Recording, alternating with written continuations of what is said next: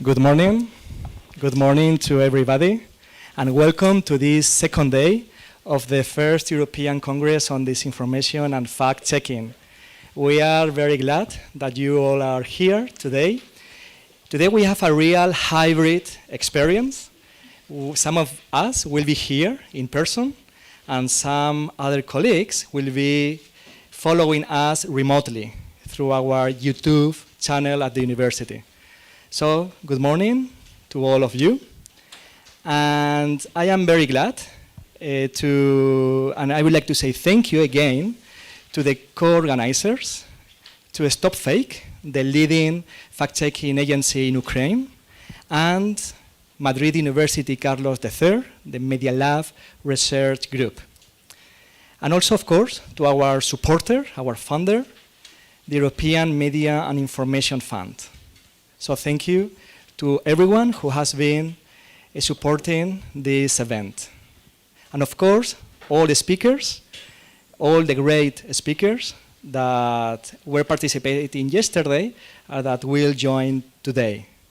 So I don't want to wait more for our next panel. And now I will give the floor to the moderator, Mateo Pugliese, who is going to introduce our next keynote. Yes. Thank you. Thanks, everyone. Yeah, you can sit here.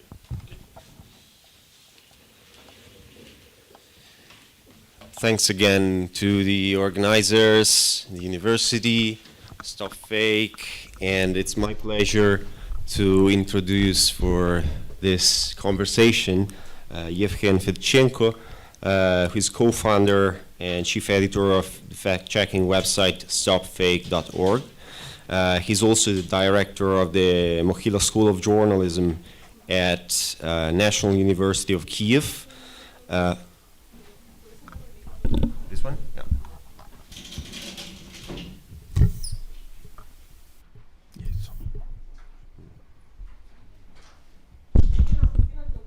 See? Okay. So,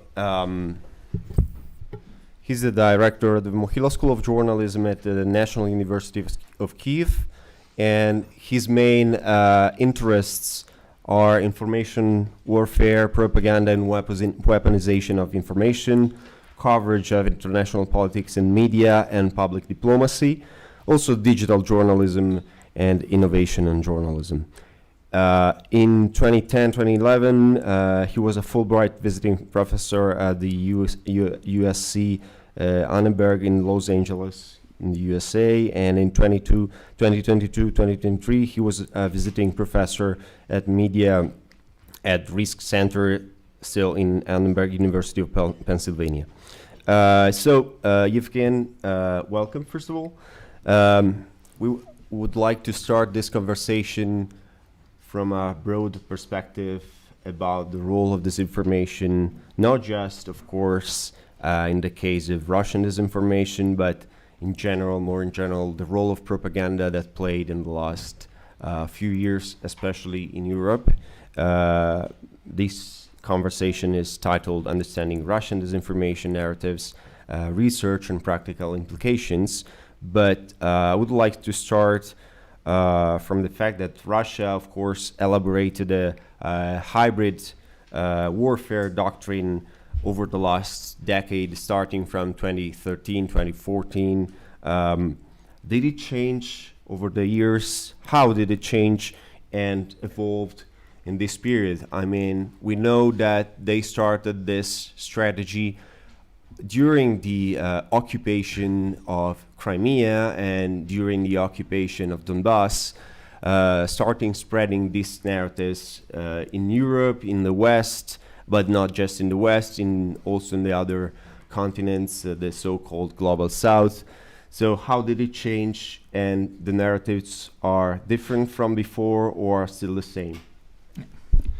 Thank you so much. Good morning. It's a great pleasure to be here.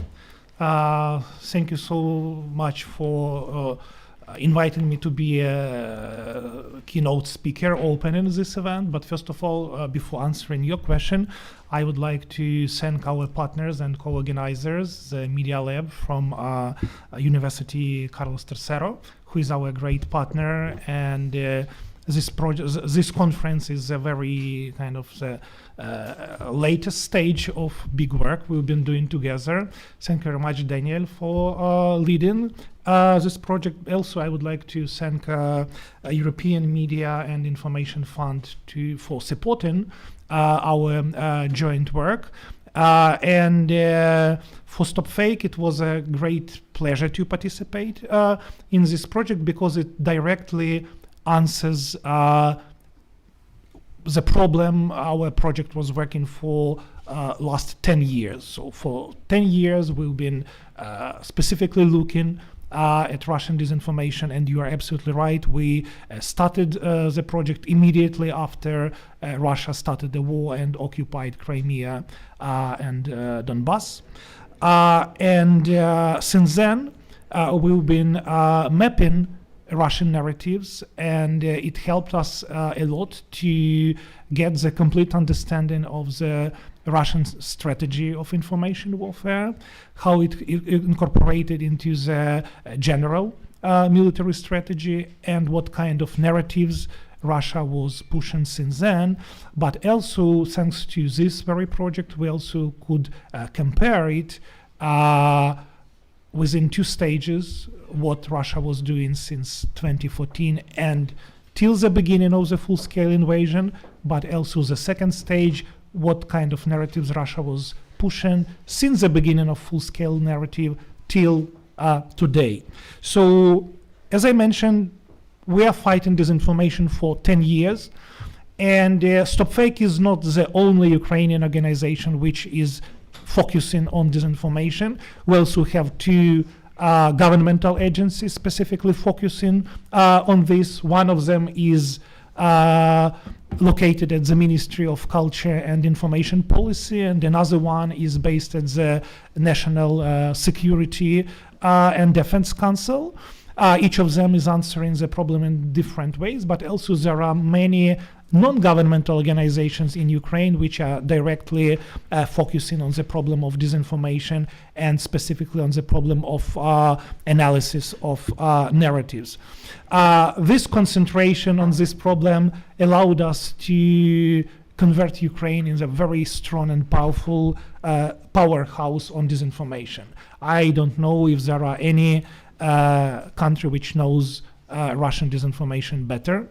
And recently, the former head of the EU versus Disinform, which was formed by European External Action Service, Jakub Kalensky, said that his service was totally inspired and modeled on Stop Fake. So Stop Fake was the first, and then European Union was basically following our model of researching, monitoring, and debunking Russian disinformation.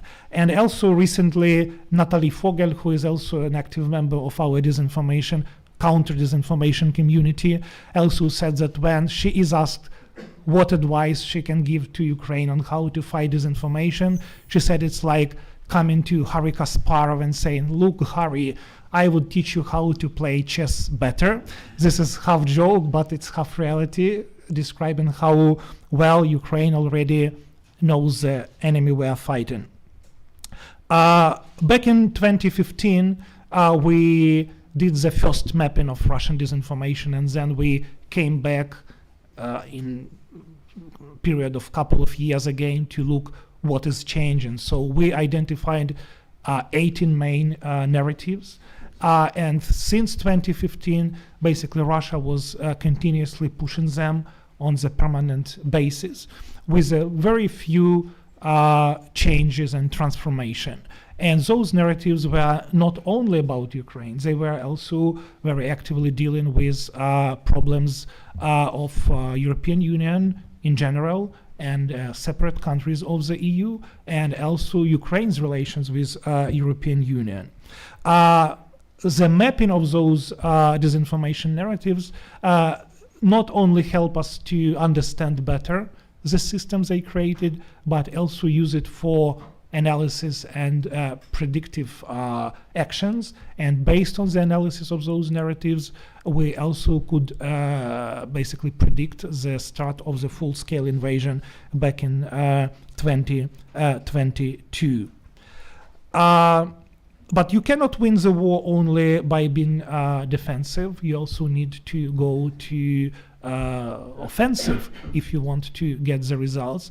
So that's why for Stop Fake, it was important not only to concentrate on working with Ukrainian audiences and audience in Russia, where we also were very active till the very beginning of the full-scale invasion, but also we wanted to look outside, because disinformation was operating on the global level. And but unfortunately, the reaction to this was a little bit too late, and very few countries shared our kind of militant approach to fighting disinformation since 2014. And unfortunately, we lost a lot of time. And just to remind you that at the European Union level, the sanctions against Russian disinformation ecosystem were introduced in 2022. So before that, Russian disinformation had a full capacity and full impunity in the European Union, United States, and many other parts of the world to build the networks.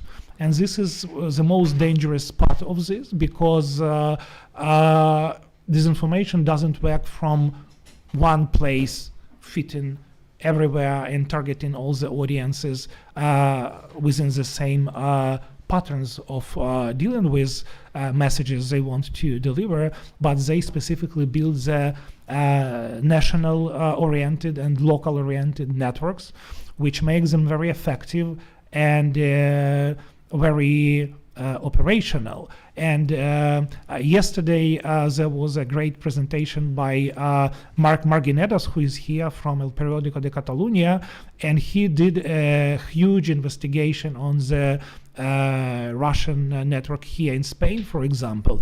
And the same type of media or quasi-media organizations you can find in every European country. And the problem is that those organizations do not openly belong to Russian disinformation ecosystem. They masquerade as a local media organizations. They hire the combination of local journalists and Russian journalists, and they rely on influencers, those people who already have a lot of followers on social media networks, and that allows them to be very actively present at the local political discourse, and they very actively use the local agenda, local problems to make the already existing problems even bigger. And also that makes the system quite immune against any kind of sanctioning or blocking, because they are organically the part of the local media ecosystems. That's why, from this point of view, it's very important to follow those type of local organizations and also to understand what kind of narratives they are pushing. And when we start comparing what they are introducing into the media space and what Russian disinformation is introducing, we would always find a lot of similarities, or even we can say they are similar, they are the same. And this is important, because if they are pushing the same narratives, they mean they're working for the same objectives. And this is the bottom line, how we should understand. Unfortunately, the sanctions, as I said, were too little, too late a little bit, and that allowed for Russia a lot of time and space to build the alternative networks. And also, for example, they built a lot of alternative systems. For example, if Russian disinformation is sanctioned here in Spain, they don't have any limitations in the countries of Latin America. That's why Stop Fake is very actively working within this space, because You cannot limit disinformation just in one place and allow it to be somewhere else. Because of the digital technologies, you don't need to be concentrated where you actually target the audiences. You can do it in very distant places, and this information would be just bouncing back and forth, and that's exactly what is happening between Spain and Latin America. In this regard, if I can interrupt you, I'm sure you know about the latest report from the US State Department about this Russian disinformation campaign targeting Latin American countries. Do you think that Latin American countries, at least some of them, could take example from the experience of Europe and implement mechanism to prevent the spread of disinformation in their countries and the public opinion, using not just the measures against RT, Sputnik, and so on, but also regarding debunking and fact-checking system in the media? I know that much of this campaign is targeting social media, so it's harder to block or at least contain influencers and these kind of profiles, but that's the question. Yeah, absolutely. So this is a big challenge which we now facing in the countries of Global South, where Russia is increasing its presence. As soon as their kind of military achievements are non-existent or almost non-existent, they really want to change situation using other hybrid instruments, and disinformation is one of them. And other types are hacking instruments, cyber attacks, intelligence leaks. So again, all those problems you can only tackle at the global level, and Global South is one of the biggest challenges right now because, for example, in Latin America, not a single country introduced sanctions against Russian disinformation or Russia in general. And that's why this is a place where you would find a lot of different mirror services which were created over there. For example, sometimes they just change one or two letters in the names of the website, and it's already completely legal and completely accessible here, for example. And that is happening at the industrial scale. So we also see the huge increase of money going over there, and this is also explained by the specifics of the local media systems, because if Russia sees that the media system is actually looking for money, is looking for investors, and that becomes a place where you can cheaply buy the whole media organizations and the journalists, but also influencers, as I mentioned. This is also happens, for example, in Africa, on the global scale. And for example, everybody knows about Wagner right now, but very few people were actually realizing that Wagner was not only a traditional military company doing the military work per se, but also conduct an information operation. So this is a unique example when you see the overlapping of the private military companies and information military companies, or how military companies weaponize information attacks. And this is now happening at the global scale in a number of Central African countries. And again, that doesn't mean that disinformation would stay over there, because if it's produced in French, it's immediately bounced back to France, where it's formally limited. So that's why the problem of the Russian disinformation in the Global South is a huge challenge right now. And as I said, it's explained not only by what Russia wants to do, but also by the local media situation. And also, a lot of journalists just do not realize who is investing money into the organizations very often. And very often Russia is just using cash money, as it just happened in Italy, for example, and it was a huge investigation about that. And actually following the cash of the Russian disinformation system allowed to understand the scale how RT, for example, was operating globally and in particular in the United States. So if we go back 2 years ago or 4 years ago, we would also understand how RT America was investigated, because they were using the cash money to pay their employees. So this is also very important aspect to understand that disinformation and money coming from Russia, but also from other state and non-state actors, are actually now flooding the system, and it would have impact not only on the situation in media, but also it would have impact on elections in many parts of the world. And we're also entering now the period of EU elections and also elections in many Latin American countries. For example, recently we had elections in Argentina. And that was also the place where Russia was very, very active. And Mark was investigating Ina Finogenova. And if you would go to the content she is producing, it's all about impact, growing Russian impact on Latin American countries, including Argentina. So this is, as I said, a big challenge. It impact not only media coverage, but it also impact the policymakers and politicians in different countries, what they are saying and how they do behave. For example, this summer, Ukraine was hosting a big summit with 7 leaders from African countries, and to discuss the grain deal, because the food crisis is hitting Africa very heavily. And while they were visiting Kiev, Ukrainian capital was hit by Russian missiles. And so they were taken to shelter at the hotel. And when it was all over, some of African leaders just denied that there was a missile attack by Russia on Ukrainian capital. So they were obviously denying the obvious sins for very, very political reasons, to politicize the Ukrainian role in preventing the food crisis, and blaming actually Ukraine then on this food crisis, and also blaming sanctions against Russia as a main reason for food crisis. Also, for example, Chinese media participating in promoting those Russian narratives about blaming Ukraine and the European Union in creation of the food crisis in the world. So it all works together. Media, disinformation, policy making, elections. This impact is still growing, and disinformation is still remains a huge challenge. Of course, debunking and fact-checking is only one of instruments we can use, and many people might say it's not effective as it might be, but still, up to now, there is no better instrument.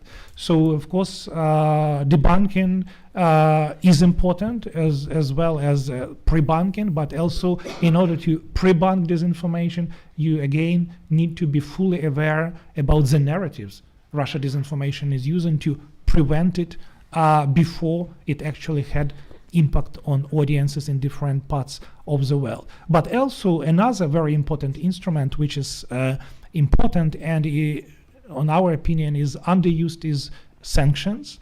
As I said, the earlier you introduce them, the better, and in no way it interfere with freedom of speech, because disinformation is not about freedom of speech. Disinformation is actually about killing freedom of speech and usurpating the space for the real journalism. The more disinformation you have around, the less real space we have for the real journalism.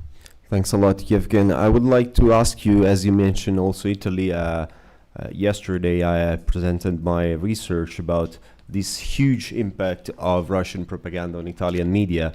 Do you think that some countries of the European Union, despite the common EU measures implemented, some countries are weaker in their response than others to this Russian hybrid influence?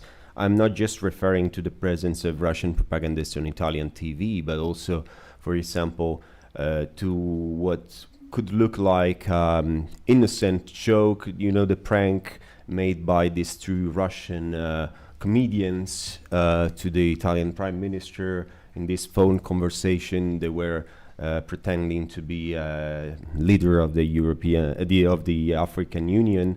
Do you think that some countries are weaker points and could be used by Russian disinformation to weaken the whole system from within?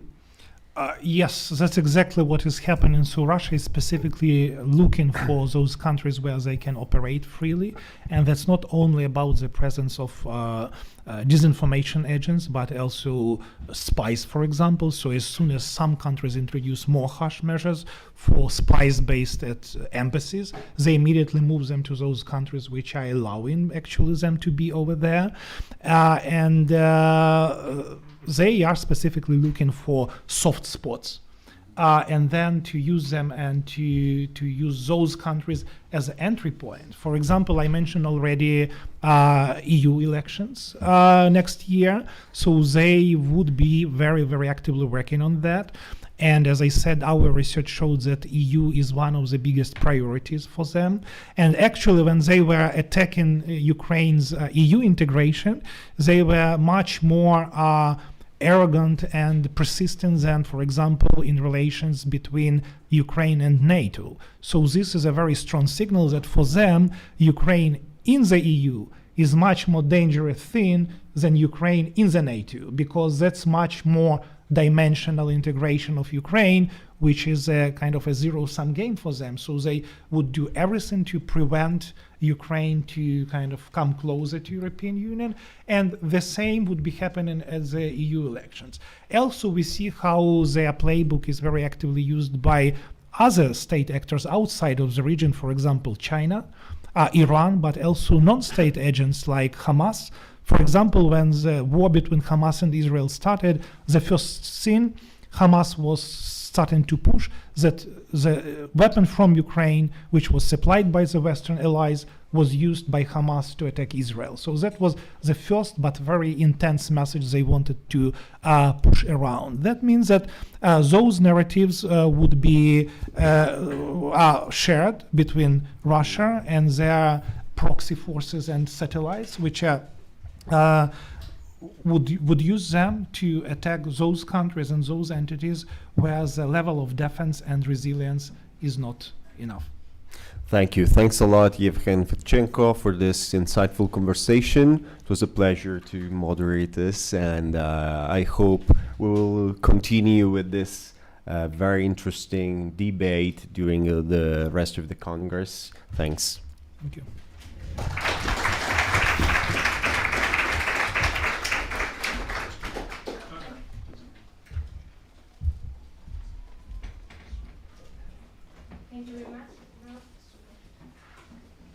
Perdón, ahora, sí.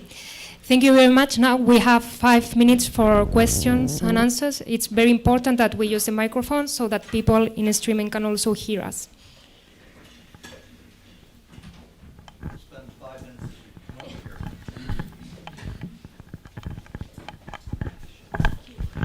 Thank you, and it's always humbling being in a room full of non-English speakers who speak my language better than I do. Yevgeny, so what do you think in terms of, you mentioned they use influencers, so to what extent is the use of the QAnon influence network paid versus just using similar ideology to have that as an amplification? Yes, very good question. Thank you so much, because actually we noticed, for example, when we've been comparing the networks covering war in Ukraine and the networks covering COVID and pre-COVID period, so they were very often the same.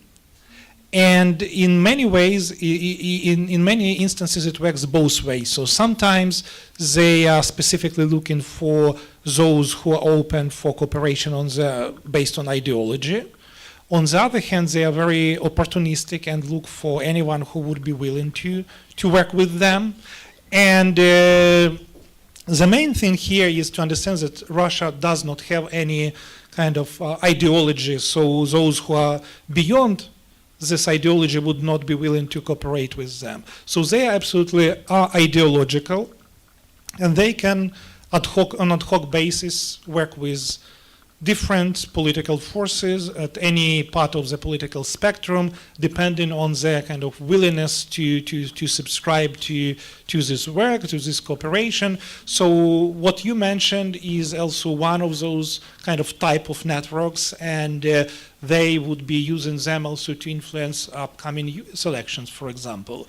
And we already see how they try to connect Ukraine to upcoming US elections. So what I'm trying to say is that there is no kind of separate national agenda for disinformation. It works on the kind of global, universal scale. And very often you cannot differentiate where there is a kind of a border between disinformation ecosystem per se and those who are willingly trying to disseminate or help to disseminate their messages. For example, if you would go on Twitter, you would find a lot of willing helpers, you know, to share those messages, not because they are as a part of this disinformation ecosystem, but sometimes just because people feel like they want to share the same ideas around. And then you see how the whole former Twitter is overtaken by those kind of extremist ideas, and when the platform not only stops them but also try to amplify. So this is also the example when the whole platforms can be hijacked for those purposes. Okay, thank you so much. We are coming to the end of this session, so we are going to the next one. Thank you, Yevhen. And now I am very pleased to introduce our next speaker, Bernardo Grassa. He's a project manager responsible for the fact-checking area of intervention of the European Media and Information Fund at the Calauste Gulbenkian Foundation in Lisbon. And we, of course, are very thankful to him for being here in person and to represent the foundation during this Congress, and also for all the support they are providing to this activity and also to the project we are running together with the Stop Fake and the Madrid University Carlos III. So, Bernardo, you have the floor. Thank you, Daniel. Yes? Okay. First of all, I wanted to thank you, Daniel Catalan, for this amazing opportunity to be here representing the European Media and Information Fund. Also to Victoria Romaniuk from Stop Fake, which has done an amazing job from what I can tell from the funders' point of view. This project was a project that submitted their proposal more or less 1 year ago. Already scored magnificently in the evaluation, so we were from the start very glad to have them aboard. The panel of the event, I think it's great. It's an honor for me to actually see a lot of our grantees already in this event represented, and a bit all over Europe actually. And I'm here also to learn and to take inputs also for us to address the most important topics when we write our future calls and when we design the strategy that the fund should go on with. So just to give you a bit of history, the European Media and Information Fund is a multi-donor fund by design. It was established by the Carlos Gulbenkian Foundation, which is a foundation in Portugal with Armenian origin. Was constituted by the Carlos Gulbenkian Foundation in partnership with the European University Institute in Florence, which is why we just had the event, our annual event in Florence, which was again a magnificent event that we were so glad of. It started with the initial contribution by Google of 25 million euros for a period of 21 until 26. So we are now more or less halfway on this first road. Our mission is to support collaborative efforts to debunk disinformation, amplify fact-checking, enable targeted research and innovation tools. The scope are the 32 countries in Europe, the EU, EFTA, and the UK. And I will develop a bit more on this and how we were able to react to these war in a very quick manner, I believe. So just to give you here a full picture of how we did this far, these are the countries that we have supported. We have 4 areas of intervention: fact-checking, investigations into disinformation, research, studies and sandboxes, and media literacy, which also, I think, grabs on the ideas of Pablo Hidalgo yesterday, and Yevhen told us now that it is also important to address fact-checking, but also investigations on what are the drivers behind these narratives, how we are able to address these different investigations. The countries that have the largest pieces of our funding so far are the United Kingdom, followed by Italy, Spain, Belgium, and Poland. Now, for this topic, I tried to do here to show you more or less the importance of this topic on our funding, and we were able to find. So let me just go back a bit. So we had 69 projects in 24 countries, from which 14 projects in 11 countries were with this theme on behind, summing up to 825,000 euros of grants approved towards these issues. We can see that the European effort and European organizations have really come a long way from our perspective, maybe not sufficiently, but yet very good. Just from the EMIF perspective, we already have very wide, the Black Sea region, the Baltic region, even projects more related to Western European countries being able to build capacities, as this one is, or as Agence France Presse is, or as DPA is, the Austrian Press Agency. I'm just citing some names of our grantees, and to build actually capacities on the Ukrainian journalists, and also on Belarusian, Russian journalists in exile, which is also a very something that we are very concerned about and something that we want to address. A big strength that our fund had was the ability to call to our efforts this topic. So the invasion was on the 24th of February. On the 2nd of March, 1 week after, we already had an address saying, we would like to approach this matter. Please submit your proposals to us. And this was amazing. We, in fact, do not fund directly Ukraine, but we are able to finance through subcontracting, through a variety, through exile in Czech Republic. In Poland, we have a lot of stakeholders that are actually Ukrainian or come from the region, but that have the ability to submit their proposals to us.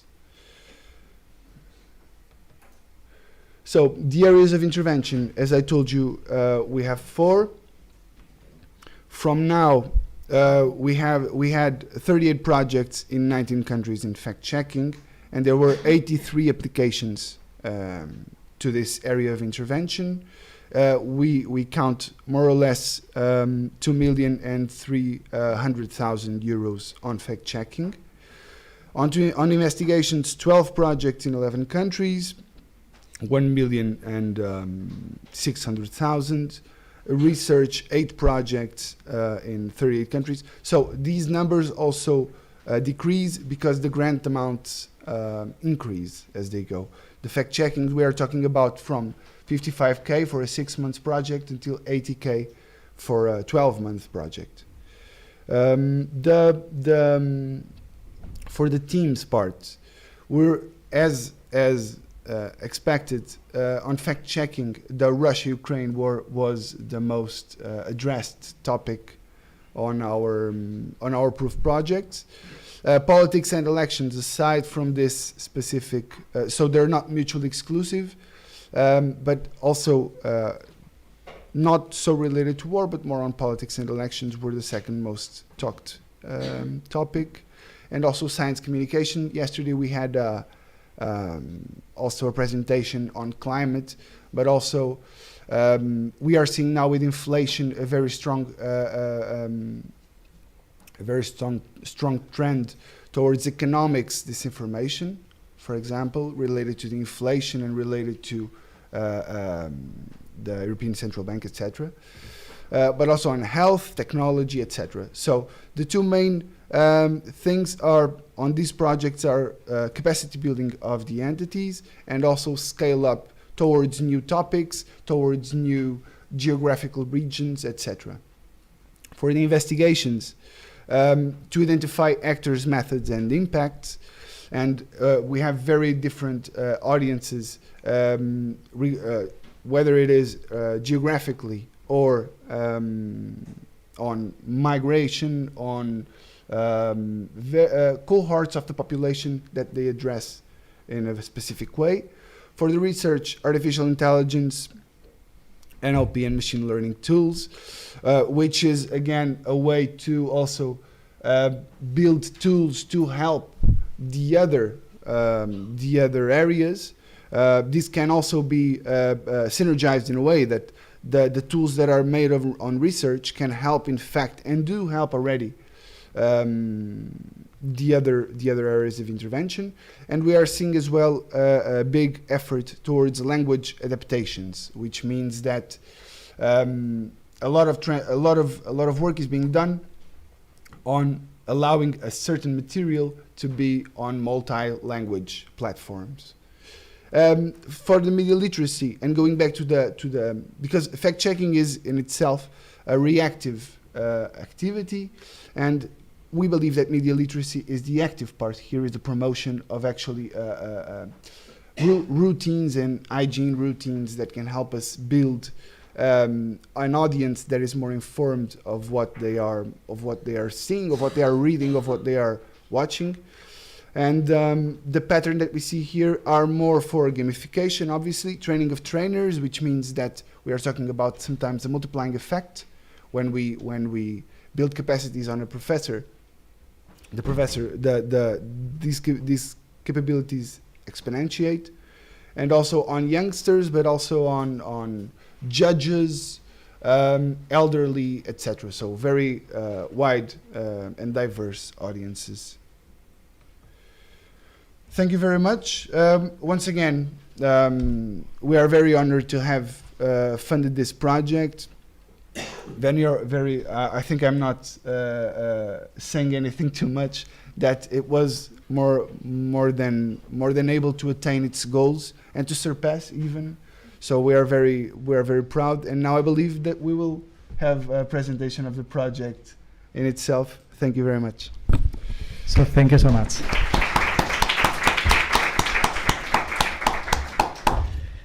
Thank you so much, Bernardo. And I'm not sure if there is some questions about this presentation. We have some couple of minutes. What about in YouTube? Do we have any question on YouTube? Okay, so we don't have question. Everything was very clear. Thank you, Bernardo. And now I would like to invite the next colleagues for the next panel,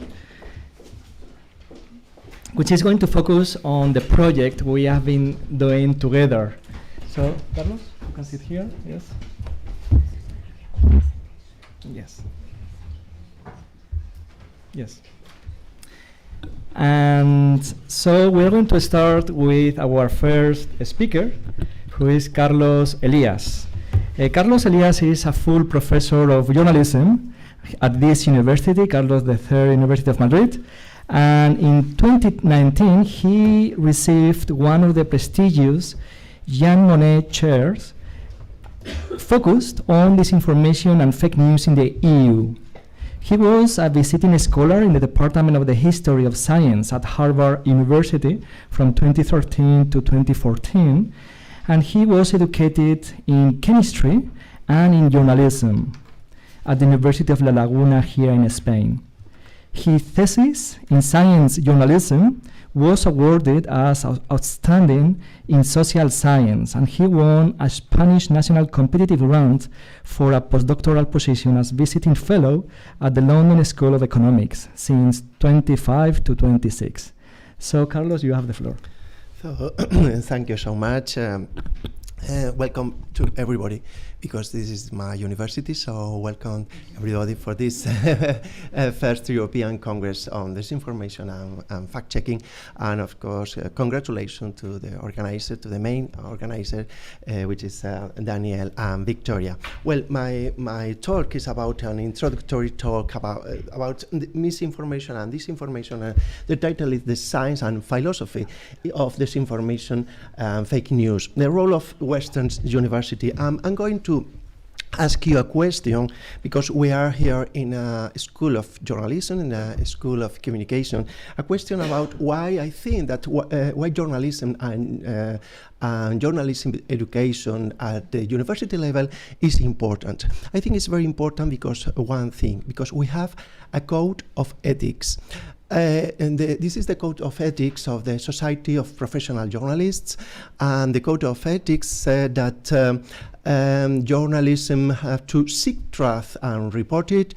Journalists must to minimize harm.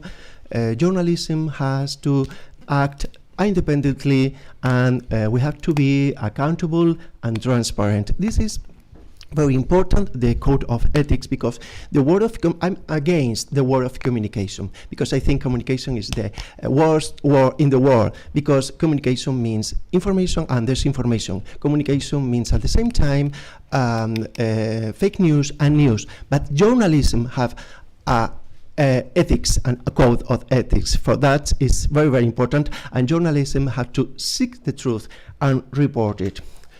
How science work? We are here in the university. Everybody knows how is the scientific methods, but I think it's very, very important, the science and the scientific methods, because I think it's the best way, the best path in order to achieve truth.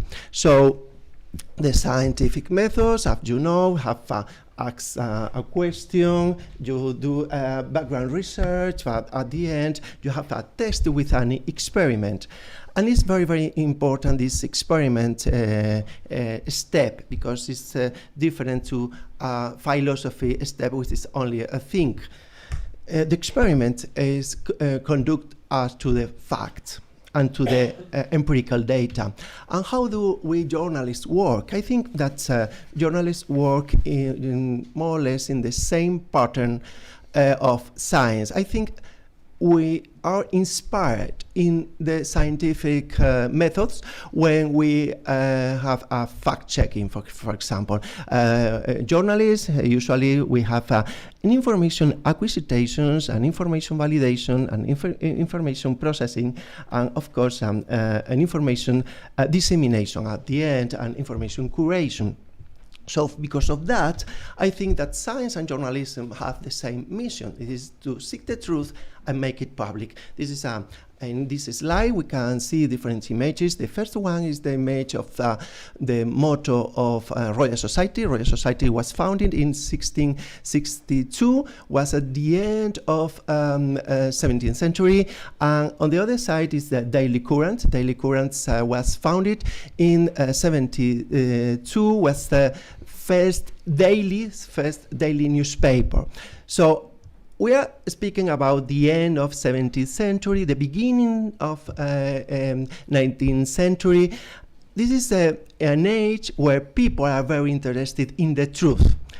And there was some methods, that was the scientific methods and journalistic methods. This is not only in this moment, we are in a long tradition in Europe seeking the truth. For example, Socrates was the founder of Socrates' doubts, which is very important, or even Francis Bacon, which is the British philosopher of empirism, and even the Italian scientist Galileo Galilei, which was the first modern science in the history. So they are a long tradition, but at the end of the 17th century was very, very important to seek the truth. And what about university? Well, I think the university we have different, in European university we have different period. I think was the first period was the pre-modernism period in which that God, we have a God-centered universe, we have a revelation universe, and truth is absolute. In fact, the Bible is the source of truth in those ages. For example, if you've read the Bible, John 14:6, Jesus said to him, "I'm the way and the truth and the life. No one comes to the Father but through me." Jesus taught that salvation was through him and no one else. Then we are in the modernism period. It was the period of enlightenment, was the period of science, was the period that the truth is researchable. So truth came from science, came from scientific methods, came from the investigation of facts and the collection of empirical data. We use logical reasoning and scientific experiments to achieve truth. But what we are nowadays we are in a postmodernism times, and postmodernism can define because we have lost the hope for truth, and more important than that, we believe that truth is created. Here the motto of different universities, for example, University of Oxford, which is a university founded in 14th century. If you see the motto, put Dominus. Dominus is a Latin word who means God, and then Harvard was founded in 17th century. So the motto is the word veritas, which means truth. So there are different period of the universities. What happened in the 20th century was a lot of philosophers, such as, for example, Paul Feyerabend, who is the author of epistemological anarchism. And he says that science is only a fairy tale. He has a very, very famous sentences who said that the only principle that does not inhibit progress is anything goes. If anything goes, anything is valid for him. And he is the author of some important books, for example, Problems of Empirism, or Knowledge, Science and Relativism, and especially The Tyranny of Science. The tyranny of science is the tyranny of truth, in this sense.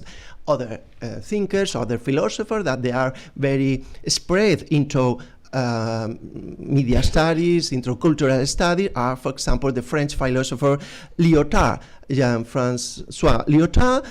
He thinks that we are living in the end of the great narratives, and science is only a narrative. It's a narrative at the same level as literature, as a narrative at the same level of, for example, shamanism or religion. Then we have Jacques Derrida with the deconstruction philosophy. Derrida is against logocentrism, and he's against of logical reasoning, because he said that he was a tyranny as well of the logical and logical reasoning. Michel Foucault, he said that there are no difference between science and pseudoscience. And of course, Bruno Latour. I work with Bruno Latour in Paris and in Italy. And he has a very, very famous book titled The Laboratory Life, The Construction of Scientific Facts. Construction of scientific facts. So in this sense, truth is a social construction, of course science is a social construction, journalism is a social construction, and of course facts are a social construction. And we have a motto with the 17th century motto of Harvard, which is present motto of Harvard, but this is the construction motto from Harvard, and Easter time is a social construction, so I may be late to the class because it's a social construction, the time. This is very important because we are conduct some surveys among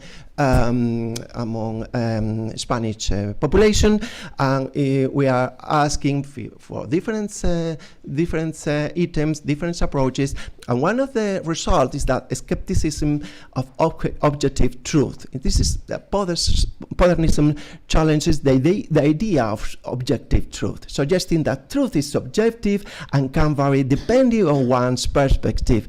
In a postmodern framework, individuals may be more inclined to question the existence of a single objective reality. This skepticism can create an environment where people are more receptive to alternative narratives, including fake news. This is, I have no time, sorry, but I'm very quick this slide. Other slide is very important because we are researching about the deconstruction of authority, and postmodernism often involves a deconstruction of traditional sources of authority and power. And I think this could be valuable critique, but it may also lead to a situation where individuals are less likely to trust and established institutions, including mainstream media.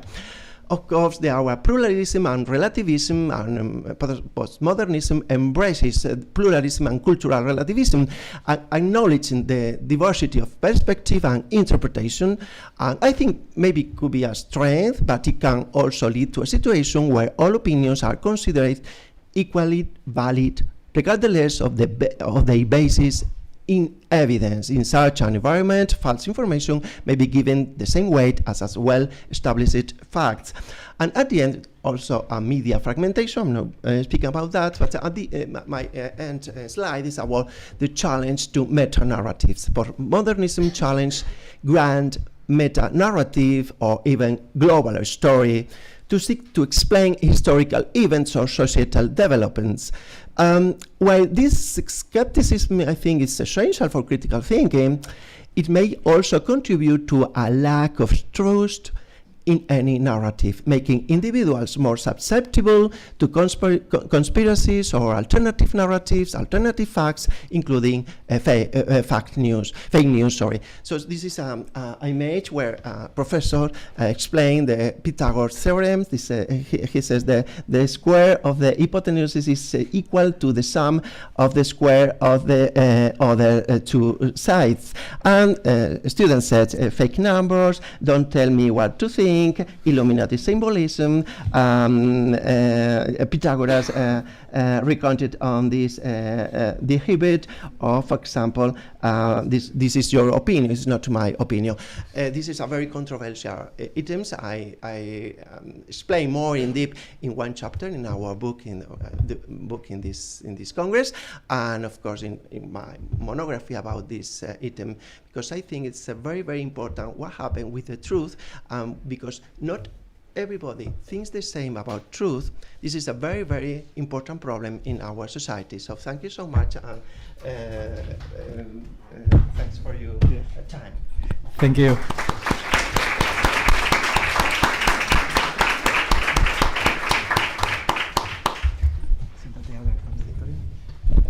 And now we go with Victoria.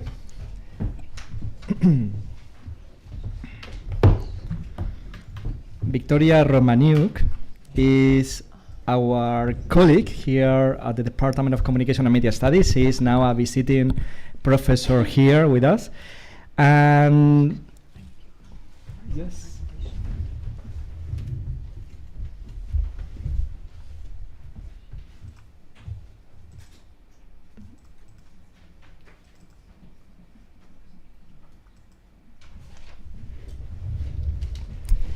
And Victoria, since 2018, she has been appointed as Deputy Director for the Kiev Mohila School of Journalism in Ukraine, and since 2015, Romaniuk held the position of Deputy Director of Stop Fake Project and the editor of the Russian service of Stop Fake.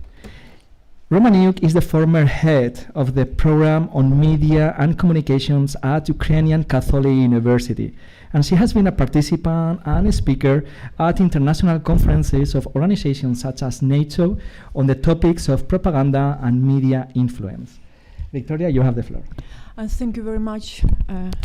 Thank you very much. It's really very great honor for me to be here and talk about our activities.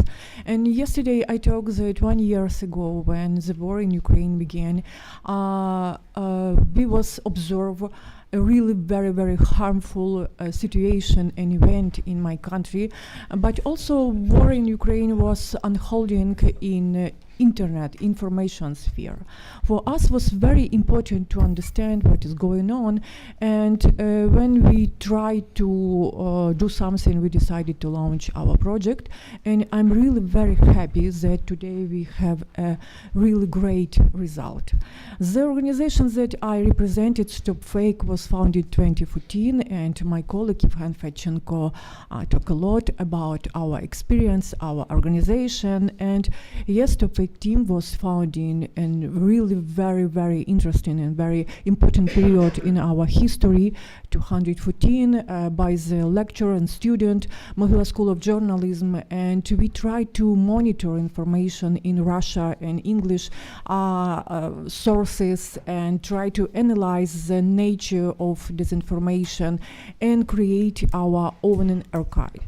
For us was very important not only verify information, but also analyze, want also understand the nature specific and of some evolution of Russia disinformation. And also, as I mentioned before, we are based on the academic sphere in university. For us was very important to educate and to communicate about the problem of Russia disinformation. So, last year, our archive, Stop Fake archive, was added to Library of Congress, American Library of Congress, as very important historical sources that included evidence of Russia disinformation and propaganda. And the purpose of our study is that we provide during this project to analyze disinformation narrative directed against European country, EU, of course, from 2014-2023, and the selection and analysis of Russia disinformation were based on our archive, our database, and our database included more than 5,000 fact-checking publications and debunking articles and a lot of sources of disinformation. And of course, the main method of this study was content analysis, and we selected 665 fact-checking publication about European Union and tried to analyze all narrative and create the map of narratives that related to European Union. So. We divided our archive into two categories in time. The first before the full-scale invasion, and after 22 February, after 22 February. So here is the scale of narratives claim from 2014 and 2022, and the main narratives is COVID-19. Among the narratives that circulated in this period, COVID-19, Ukraine is a failed state, decline investor support from Ukraine, fake legalization Donbass and Crimea, and of course US as aggressor and EU as EU control Ukraine. Of course, we have a lot of evidence and we have a lot of materials that related with territorial claims and with MH17, but the main important topic is COVID-19 Ukraine is the first stealth decline of Western support of Ukraine and crime and Donbass. But the next stage, the next phase, at the beginning of full-scale invasion, we have some changes. We have a new map, and also we have new narratives that related with military aid to Ukraine. And Ukraine is in the UA and NATO, and Yevhen mentioned that NATO is a very, very important aspect of disinformation in this period. And also EU wants Ukraine to lose the war. It was three very, very important narratives in this period, and of course we have new meaning in the old narratives in this period. For example, very, very important narrative related with refugees in Ukraine and refugees in Ukraine, and in this aspect we have several subtitles. Ukrainian refugees are the cause of crisis in European Union, Russophobia and crime of Ukraine, refugees in European Union, and of course the EU despise Ukraine. This is a main subtitle of these big narratives. And of course, when we talk about the military aid to Ukraine, we also see some subtitle. You will not supply weapons. EU military in Ukraine and European Union weapons are of poor quality, and especially it's very interesting topic because we have a lot of fake news about poor quality of weapons in European Union and smuggling of European Union weapons in Ukraine and armed crisis because Ukraine. And the main characteristic of this period is really Russia disinformation tried to show Ukraine as a reason of global crisis, as a reason global problems on different aspects and in military as well. So here is some example, and we have a lot of articles that we provide on different languages, and it's about military aid of Ukraine. And also examples that related on the refugees topic. And it's very interesting that sometimes some we can see absolutely the same narratives, the same news, but with different but just with different names of country or some new features, but in general, absolutely the same story.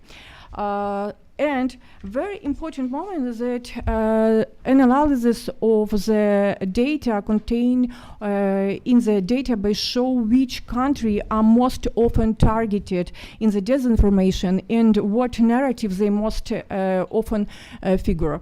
This allows us to see the strategic approach of Russian disinformation. And this is very important because please pay attention which country is in the top of our analysis: Poland, Germany, United Kingdom, and France and Italy.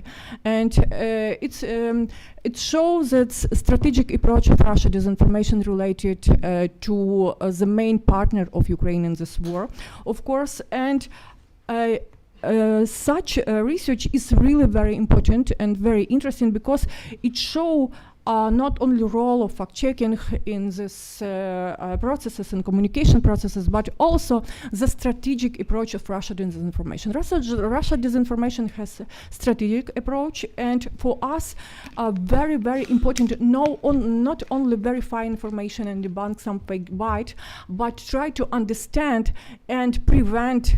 Yes, in order to prevent some disinformation result, very important to understand the reason and very important to understand the evolution and main process. So, in this research, we not only provide analysis, but also create and make some recommendation to fact-checking organization and the policy makers. And as a conclusion, we recommended use the narrative map of Russia disinformation that related with European Union as a base for identifying threats of this type. And some time ago, we was talking with my colleague from Maldita and about the indicator of Russia disinformation, and I'm absolutely sure that our narratives map can be a great indicator for such reason. And the next recommendation: pay special attention to those European countries that are systematically targeted by Russia disinformation, because it's give us opportunity to understand the main goal of Russia disinformation and to conduct regular analysis of target audience of Russia disinformation, because we talk not only about disinformation, but we also have to understand the behavior of our user and behavior of our audience. It's very, very important. So maybe I will more explain during our conversation. Thank you.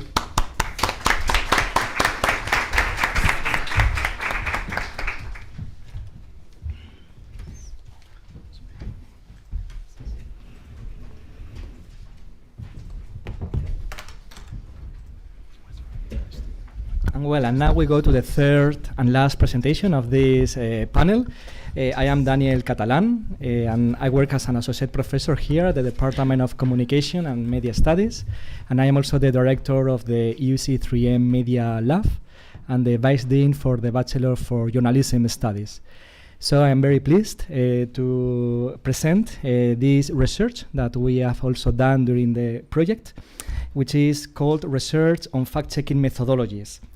And well, first of all, it has been already mentioned during the presentation, and we can see that this information has a great impact on many different areas of society, like public health, like political aspects. Bernardo mentioned before economic disinformation. So we can see how important and urgent is the development of new fact-checking tools in order to detect and to debunk this disinformation. And for example, how to detect deep fakes, some urgent need that we can see in current disinformation activities. So why is fact-checking important? It will help us to prevent disinformation, the dissemination of fakes. It will promote the dissemination of information in a more ethical manner, and it will foster a culture of learning about multiple perspectives of the same story. So we believe that through this approach, we will be able to provide guidelines, recommendations, in order to identify which are the most important and effective fact-checking tools. So our common aim was to verify the accuracy of information and reduce the prevalence of fakes. So we searched for fact-checking tools that had this common aim. And we wanted to check what is the nature of these fact-checking strategies and activities. And we found that there is a wide range of fact-checking methodologies. They go from full automated algorithms to full human fact-checking. And we have a very high diversity of different strategies and tools in between, as we can see in the slides. So there are some obstacles that we need to approach when we are developing fact-checking methodologies. And of course, there are subjective issues in any fact. And methodologies, fact-checking tools, sometimes are a little bit weak in order to approach subjectivity. Then also we have unstructured data. So in this regard, it also makes things complicated. And of course, also the semantics of sentences. So with all this, we found that there is a classification of fact-checking methodologies, and we can see how content-based fact-checking can be one of the groups that are in this classification. They are focusing on knowledge, style, linguistic, and visuals. And then we have also the social context-based fact-checking.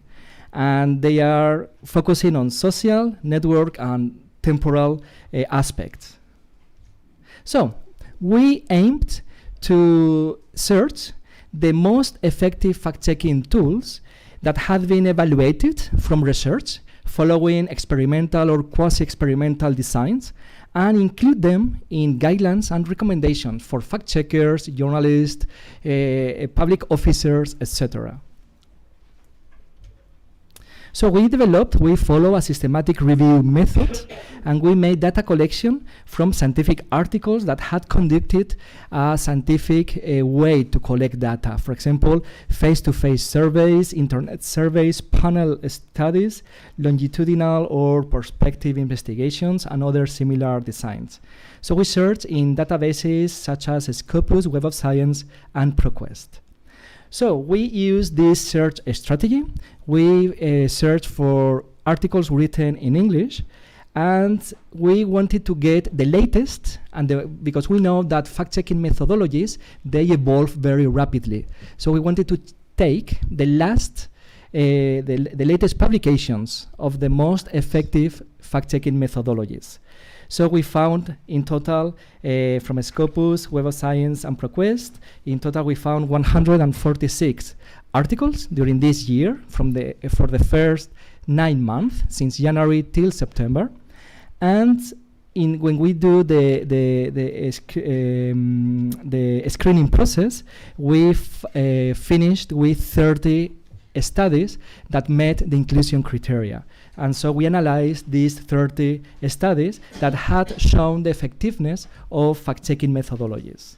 So the results, where research has been conducted. It was surprising for us, for the research team, to see that China is the country that is conducting more research, at least during this year, about fact-checking methodologies and fact-checking tools, followed by other Asian countries like India and Malaysia, and also from the Pacific, Australia. And other countries that came in our research were from Iraq, South Korea, USA, Egypt, Italy, Taiwan, Spain, Jordan, Nigeria, and Saudi Arabia. So we can see that the majority of research on this is focused and is concentrated in this continent in Asia. So, according to the fact-checking tools that we found in these 30 research articles evaluating fact-checking tools, we can see that there is a great variety. We were searching for some tools that had a lot of evaluation, and they had shown a lot of effectiveness, but we didn't find that. We found that every article evaluated a different tool. So it was complicated for us to come into a consensus, as you can imagine. And the majority, actually 28 studies out of 30, used artificial intelligence. So we can see that this is the latest trend about the development of fact-checking tools, which is being studied now. And they can be grouped in machine learning or deep learning. So the majority of the studies also provided positive results, and none provided negative results. So this was also a very interesting finding in this research.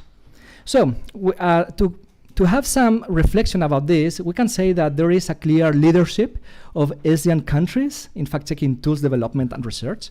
And when we look at this country, we can see that it is a bottom 5 country according to the Reporters Without Borders Press Freedom Index. So this is something really surprising for us. There is no dominance of specific tools, as I said before. So, but we can see that there is a high diversity of different, but the common point is that they are using and integrating AI components in this process. And we also found in this research, in these publications, that there is a kind of commercial perspective. And so this is something that we have to reflect upon. If these researchers, they are trying to sell this new tool they have developed, or if they are really evaluating the tool. So this is something that, from the ethical perspective, we need to evaluate. And some final reflections. Well, fact-checking methodologies are available. There are many. And they are showing a high rate of precision and effectiveness, according to this research. But, and it was also said before by Jeven, he also mentioned this, that fact-checking tools are not replacing human judgment, and they are not a substitute for human fact-checkers, but they can improve efficiency and effectiveness in fact-checking processes. So this is, I think, a key message that we need to keep with us. So thank you so much.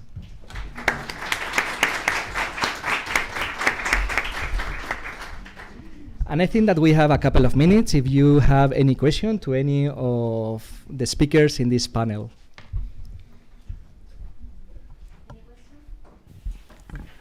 Here. Thank you. Thank you, Daniel. Thank you, all of you, for your speeches. So they have been amazing. My question is for you, Daniel. According to the things that you have explained, that this leadership of these Chinese countries or region, do you think that it's connected with the intention of increasing or enhance their good reputation as a country? Yes, it could be a perspective, yes. We agree with that perspective.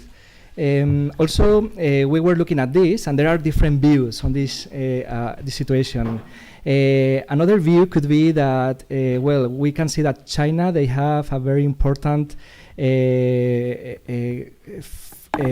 freedom of expression control. So we know that through fact-checking, also there is a way to control what others are saying and doing, because they are in a way checking other speeches. So that could be another view. But also we know that China is a very important commercial-oriented country. And if there is a way to improve their market in this way and to produce new tools, new methodologies in order to sell them across the world, that could be another view on this important work from China experts in developing and evaluating fact-checking tools. So I think there is a combination of perspectives on this, yes. Okay, thank you. Thank you very much.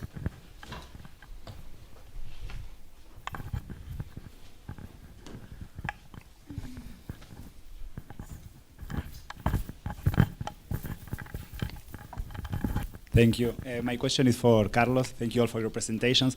Yeah, I wanted to know, in this postmodernism era, how do we do to rebuild trust in truth based in science? I think maybe it could be in the university, in the education, because the best thing in order to achieve, that people and society could learn the importance of truth and the importance of trust in authority and in authorized media and in media that do a fact checking of the events. I think every journalist have his work involves fact checking not in communicator but in journalists, and I think it's very important to teach to the population, I mean, not only in university, but even in primary or secondary school, all the tools that you have in order to check information and in order to give a value to the truth. I think we have to return to modernism period in which we think that truth is researchable, and we can achieve truth without methods. Because if not, all narratives are equally valid, and you have a Russian narrative, you have an Ukrainian narrative, and science narrative, and anti-science narrative. We research all these things, for example, in global warming or anti-vaccine, etc., which are more science items. So if there are some controversials in scientific items, imagine what happened with political or economical items. Is quite difficult. And other things is that I think that population have to trust in legacy media. I mean, the very consolidated media. But other point is that media have a responsibility to publish very accurate reports. So I think it's very important of that. But for me, the main tool is, and the main responsibility is in the school, in the secondary and primary school, about what is the importance of truth, and of course in the universities. And it's true that all these thinkers that I said here were interesting in order to go in deep of critical thinking, but at the end, for the whole population is quite difficult, because the whole population said, even Donald Trump said he has his own view of the war, and every politician says the same. So I think this is a very important problem, and this problem it hadn't for example, in the 50s or in the 60s or even in the 70s or 80s or at the end of the 20th century, people have most trust in media, most trust in the authority, and I think maybe it could be a problem of authorities and about media. But in this moment, we have a very strong problem with that, and I don't know what is the solution, if not education. Thank you so much. I'm very sorry, but we are running out of the time. But I'm sure that you will be able to use the break that we are having afterwards to come to the speakers and to pose your questions. So thank you so much for your understanding. Yes, so now we are having something very important, which is the group photo, the family photo for all of us. As we are so many, we cannot have the photo here. It will be very complicated. So we will go all together to the ground floor, where we have our registration desk, and we will have the picture over there. And just after the picture, we will go to the breakfast. The breakfast will be in a room, in the room number 6, which is just next to the registration desk in the same level. Our colleagues will guide you to go to the breakfast room. And in 30 minutes, we will be back to continue with the Congress. Thank you so much.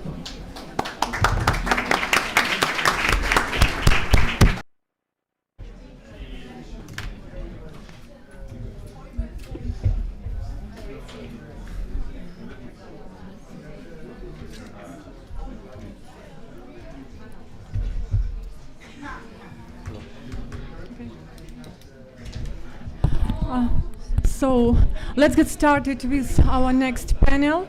And dear guest, I would like to start with a quote by Richard Steinhell. The internet is the most powerful tool for disinformation, but it's also the most powerful tool for countering it. I think it's a good idea because we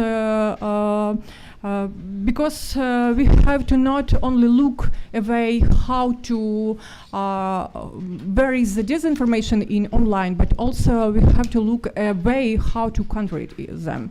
And today I think we will have a very great panel, because we have a great panelist, and we will talk about internet, we will talk about users' behavior as well, and each of our speakers will have 15 minutes, and after that we will discuss. And the first, our panelist, Uxia Carroll, is a PhD fellow and lectures in the Department of Communication at the University Carlos III de Madrid. She's a member of Media Lab Research Group, and her line of interest in line between digital innovation applied to communication and technological humanism, and she has previous work as a journalist in different media outlets. So please, the floor is yours. Okay, thank you very much, Victoria. Good morning to everyone. Today I want to present you a different option apart from fact-checking, which is the platforming. I don't know if you ever heard about, but I'll make a brief context in order then to present this kind of solution. So we have seen that from the media outlet perspective to now the use of social media, the way gatekeeping has changed a lot, and mostly we have concerns about the use of algorithms in the use of social media. So some consequence of this algorithm moderation is that racial and gender bias, that there is also filter bubbles, and some others that sometimes we don't mention enough, which are psychological effect on human moderators. Social media don't use only algorithm, but also humans moderating the content.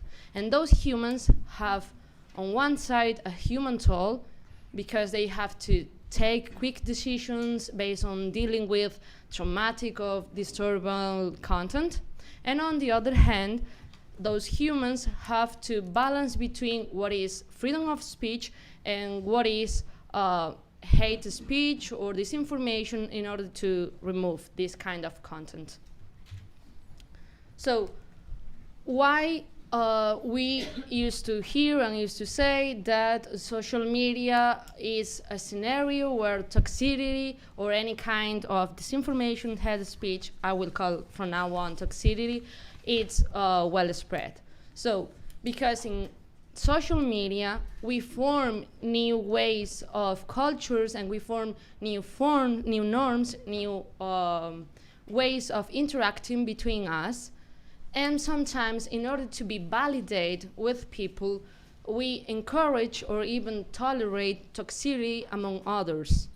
So one of these factors is the online disinhibition effect, because sometimes we behave ourselves in a way in social media that we wouldn't behave in that way in face-to-face.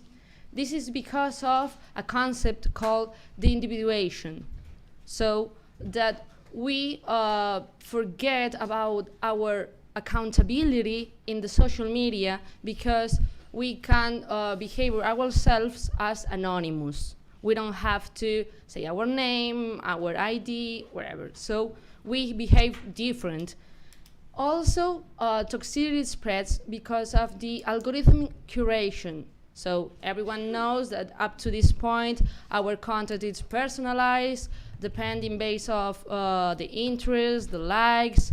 So also, because of the toxic content, it used to be viral, and used to have some characteristics that make the algorithms like this kind of content. All of these factors make that toxicity, disinformation, hate speech, cyberbullying, any kind of toxicity, it's well spread in social media better than other scenarios. So some of the consequences are the echo chambers, where people are more isolated, also polarization, not only in political aspect, in any kind, and most important, the dissemination of toxicity. Here we have talked about the fake news. I will focus on two concepts: disinformation and hate speech. And going concrete to the case of the war between Russia and Ukraine, I will mention this study by García Marín and Salvat Martinet, taking place this concrete year in 2023, where they talk about the toxicity spread by both sides, Russia and Ukraine, but as the conflict advanced, we have seen that Ukraine decrease the kind of information, fake information that is being spread, where the level of Russian disinformation arise. We will go in deep. So I don't want to repeat, as my colleagues have already said, just to mention that any kind of toxicity has a different aim. So for instance, disinformation, economic, political, social disruption. Meanwhile, hate speech, it's more focused on real consequence. So it can be originating also in social media, but we have to go beyond and think about the consequence in the real life, out of the screen. So in this case, also Russia and Ukraine have used different kinds of toxicity. Russian focus is in portraying the way they want the international community response to the Russian attack. Meanwhile, in the Ukrainian case, the study says that most of the information is focused on false claims around the war attacks.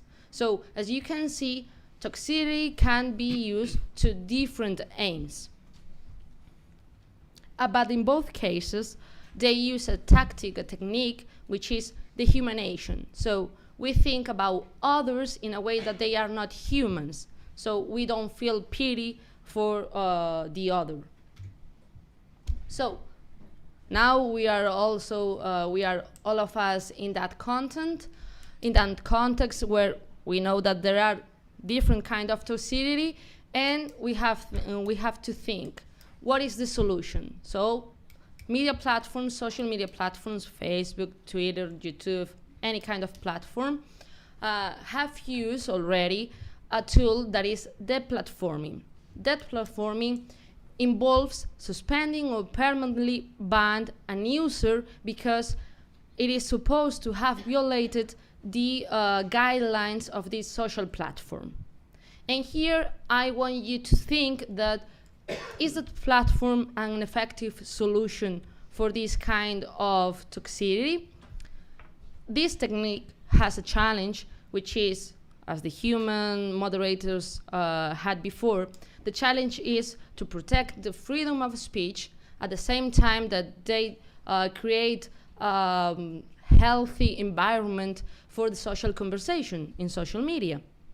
So, as I said, the platforming has been already used in the way Ukrainian users have been deplatformed in Facebook, but also Russian users had been deplatformed in Facebook. And what is most surprising, well, surprise not, but is that as Meta revealed, Facebook, Instagram, all the company, last year, Ukraine was the second most targeted country in the world. By who? By coordinated actions carried about with Russian proof movements, with Russian accounts. So, as we have seen, both sides have used different techniques, but there's a side that each use more techniques and more impactful techniques.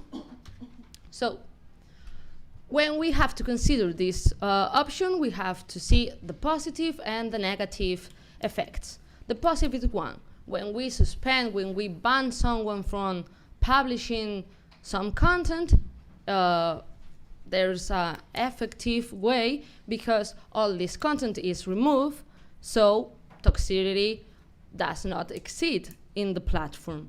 So the closure of these users' accounts, it's good because this toxicity disappears. Also because when we see that others are banned, we have more accountability in our behavior. So other users are more concerned about what they publish in social media.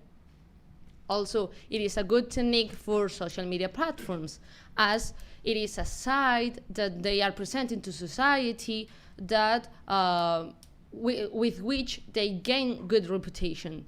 in the sense that they can portray that they are fighting for a healthy environment in the social conversation. And they can attract a broader audience with this technique, because other groups that sometimes they don't want to interact in the social media platforms because they can feel targeted. In this case, when they see that the social media platforms have accountability in what is happening inside their scenarios, those marginalized groups can think about going into the conversation and take participation, as any content that it is not healthy would be removed. So, as you can see, there are several aspects which make you think that the platform can be a good option for social media platforms. But also, there are some inconveniences.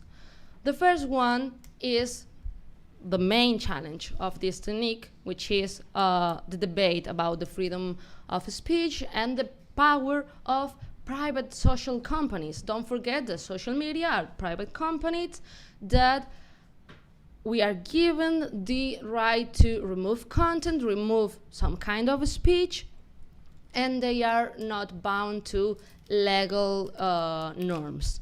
So up to which point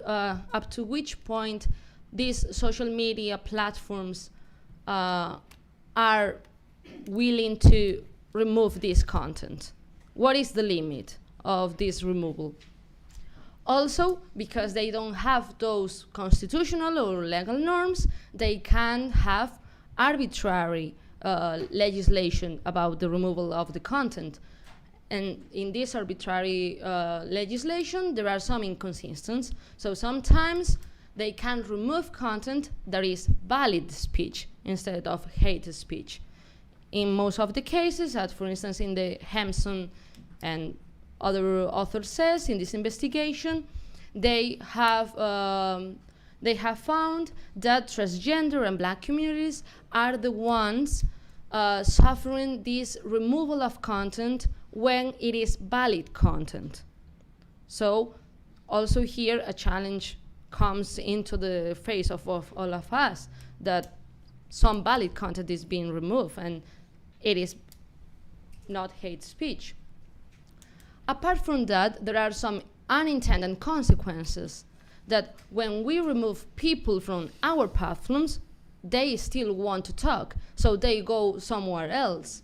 They go to less regulated platforms, such as Parler, such as Gab, such as private platforms like Telegram, WhatsApp.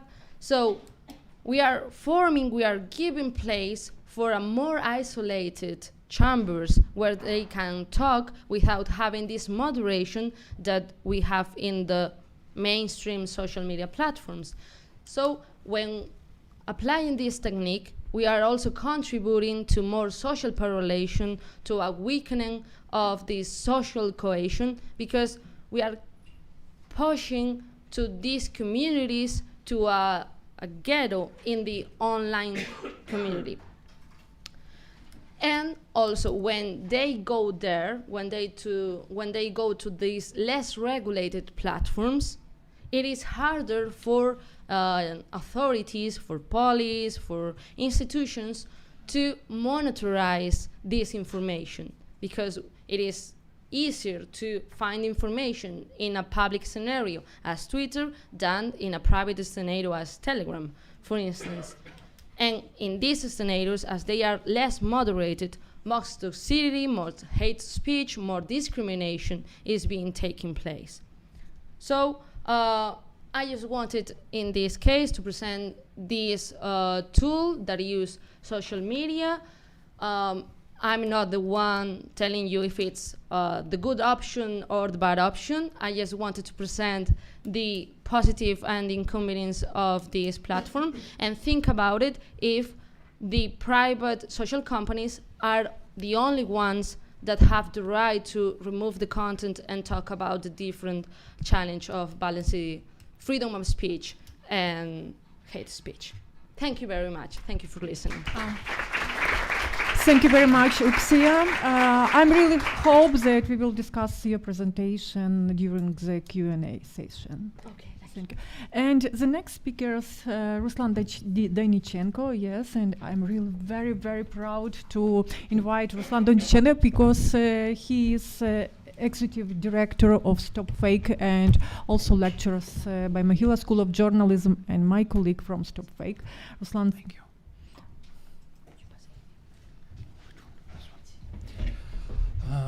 Thank you so much. And before I start my short story, I would like to thank not just organizers of this event for this opportunity to talk to you, but all of you as taxpayers who help Ukraine, who provide us with financial and military assistance.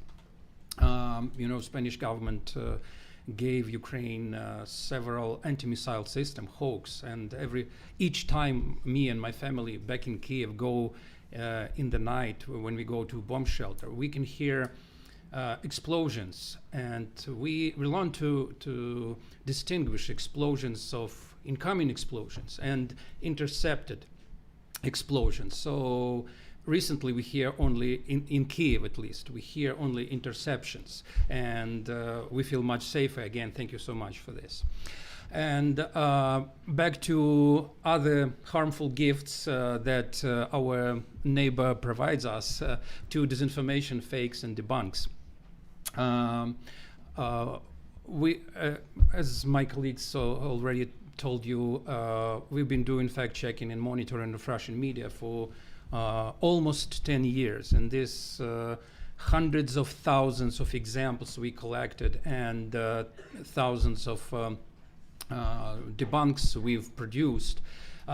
Many times people ask me, is fact-checking still effective? Who needs another piece of evidence of Russian television lying to the audience? And we still think, and we are persuaded that it is effective. Fact-checking is effective. And of course, it's not a universal solution, but there are many things that we can do using fact checks, and I will just mention some examples. First of all, back in Ukraine with our fact checks, we ruined reputation of Russian media as a reliable source of information. People in Ukraine, they don't trust Russian media. So even if Russian television suddenly decides to tell truth and nothing but the truth, no one in Ukraine will trust them. Well, we raised awareness about this problem, not just in Ukraine, but in the world. This conference is an example that we are here, we are discussing, we are trying to find a solution how to protect our people from being influenced or brainwashed by any foreign or any disinformation and propaganda. And of course, we made the work of Russian propaganda machine in Ukraine much harder because including based on our findings, Ukrainian government and Ukrainian courts banned Russian TV networks, banned Russian social platforms in Ukraine, and they don't have all the channels to distribute this disinformation they produce on an industrial scale. And of course, these hundreds of thousands of examples, a lot of them we have already submitted to Ukrainian prosecutors. And we still believe that the time will come when all this information will be used as an evidence in international courts to prosecute those who are involved in these harmful activities. And of course, we would like that researchers and historians of the future who will write history of nowadays, they will write this history based on facts, but not fakes that Russian propaganda produced. And another important thing that I would like to mention, and I would like to talk a little bit in detail about usefulness of this thing. It's only watching Russian television, we learn to sometimes predict the future and see what is going to happen. I will show you just a few examples. This is the two pictures, two screenshots of the military commander of in Donetsk. His name is Eduard Basurin. Every day, starting 2014, he had press conferences in Donetsk, which was under control of so-called separatists. And it was like boring press conferences, regular bullshit about Ukrainian neo-Nazis and so on and so on. But can you see the difference between these pictures? What is the difference? And it just few days difference between two screenshots from this video. Absolutely right. The number of microphones. So it was 2017 when we noticed that on the first picture, it was just 2 microphones in front of this guy, and they are local TV stations in Donetsk. And suddenly, a bunch of Russian TV networks sent their crews from Moscow to Donetsk, and we see the number of federal TV networks mics in front of these guys. So when we started to investigate this, why it happened, it appeared that all these crews that Moscow sent to Donetsk, to occupied Donetsk, they had a military background. They covered military conflicts in different parts of the world for Russian TV networks. So again, what happened in a couple of days later, we saw Russian offensive. So, but their media, they were on the ground and they were prepared to cover all these events. So it's just a matter of, well, you think what is going to happen next, and this is the clue that please do not ignore that it might be an offensive from Russia. This is what happened. So they sent their tanks to attack Avdiivka, the city of Avdiivka, which is very close to Donetsk. This is another story, and I'm proud that it was the first story, first debunk and fact check I wrote for the Stop Fake website. It was March of 2014, and Russian media had a lot of reports that thousands of Ukrainian refugees appeared in Russia. And we didn't see this flood of Ukrainian refugees. We didn't see Ukrainian refugees because it was calm, and no events in Donbass and even in Crimea started yet. But the reports on TV were absolutely different. They created absolutely different picture. So when we started to check this information, it appeared, I called to the Federal Migration Service of Russia, and they told me that they were surprised. They had just 5 phone calls from Ukrainians, no thousands of refugees, and they were surprised. But that lady I spoke with, she told me that they have received an order from their commanders to prepare places for refugees. So many weeks before events in Crimea, Donbass, they started to prepare not just public opinion for these refugees, but they started to prepare like physical. They bought tents, they bought beds, and so on to facilitate Ukrainian refugees. And the story is that several months later, Ukrainian refugees appeared when Russia started their ground operation in Donbass. Yeah, this is the screenshot of our article when we debunked it. Again, when we saw a lot of stories with children, with Ukrainian neo-Nazis, they crucified boy or they killed a child somewhere, and well, of course, it's every time it really happened, it's a tragedy. But very often it's not true. So they invent these cases. And of course, it's not just invention for the sake of invention.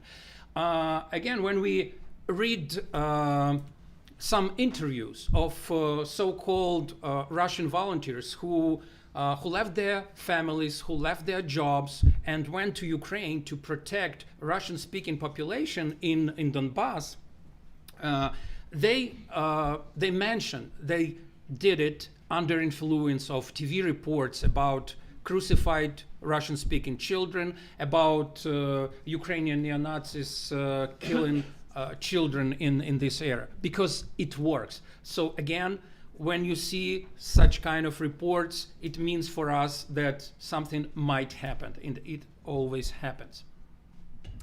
Well, it's always useful to monitor Russian media and see who is the enemy of Russia today and who is who are friends of Russia. This is just a number of reports on Russian TV for several months, mentioning who is Russia's enemy. And you see the red line shows Turkey. The blue one is United States, the yellow one is Ukraine. So suddenly in December of 2015, Turkey became ‑1 enemy on Russian TV, enemy for Russia. And what happened? The Turkish anti-missile system, they shoot down Russian military plane. And we saw a lot of reports on Russian television about President Erdogan and his family. They sell drugs, they're drug dealers, they smuggling oil from Syria, and all kind of reports. But suddenly when Erdogan and Putin shook their hands, all these reports, they disappeared. So now Ukraine again is #1 enemy of Russia on Russian television. This is a former Ukrainian president, and you see this picture. And this picture, Russian websites used to illustrate news about him. So you see that he is not very attractive in these pictures, and there is a very explanation why. They didn't like Poroshenko. He was Putin's enemy, and of course all Russian media, they use these pictures, they use footages of Poroshenko when he looks unattractive, they criticize him. And by the way, in 2019, when there were elections in Ukraine, Russian television and Kremlin, they supported Zelensky. Now they call him neo-Nazi, and he is killing Russian-speaking population in Donbass, and so on and so on. But they supported him in 2019. Again, just watching and monitoring Russian television, it's sometimes very easy to say which political party they favor, which they don't like. And I even recall when one Ukrainian ultra-right organization, the Right Sector, they called them neo-Nazis and so on and so on. But suddenly when this organization started protests against Poroshenko, a Russian enemy, they started to call this Right Sector activists. So they changed their rhetoric, they changed the wording for this organization. And it's another story. It happened exactly 1 year before this full-scale invasion. We noticed that Russian media published a lot of stories about Ukrainian neo-Nazis staging terrorist acts in different Russian cities. Voronezh, Kostroma, and so on and so on. So when we started to investigate this story, we contacted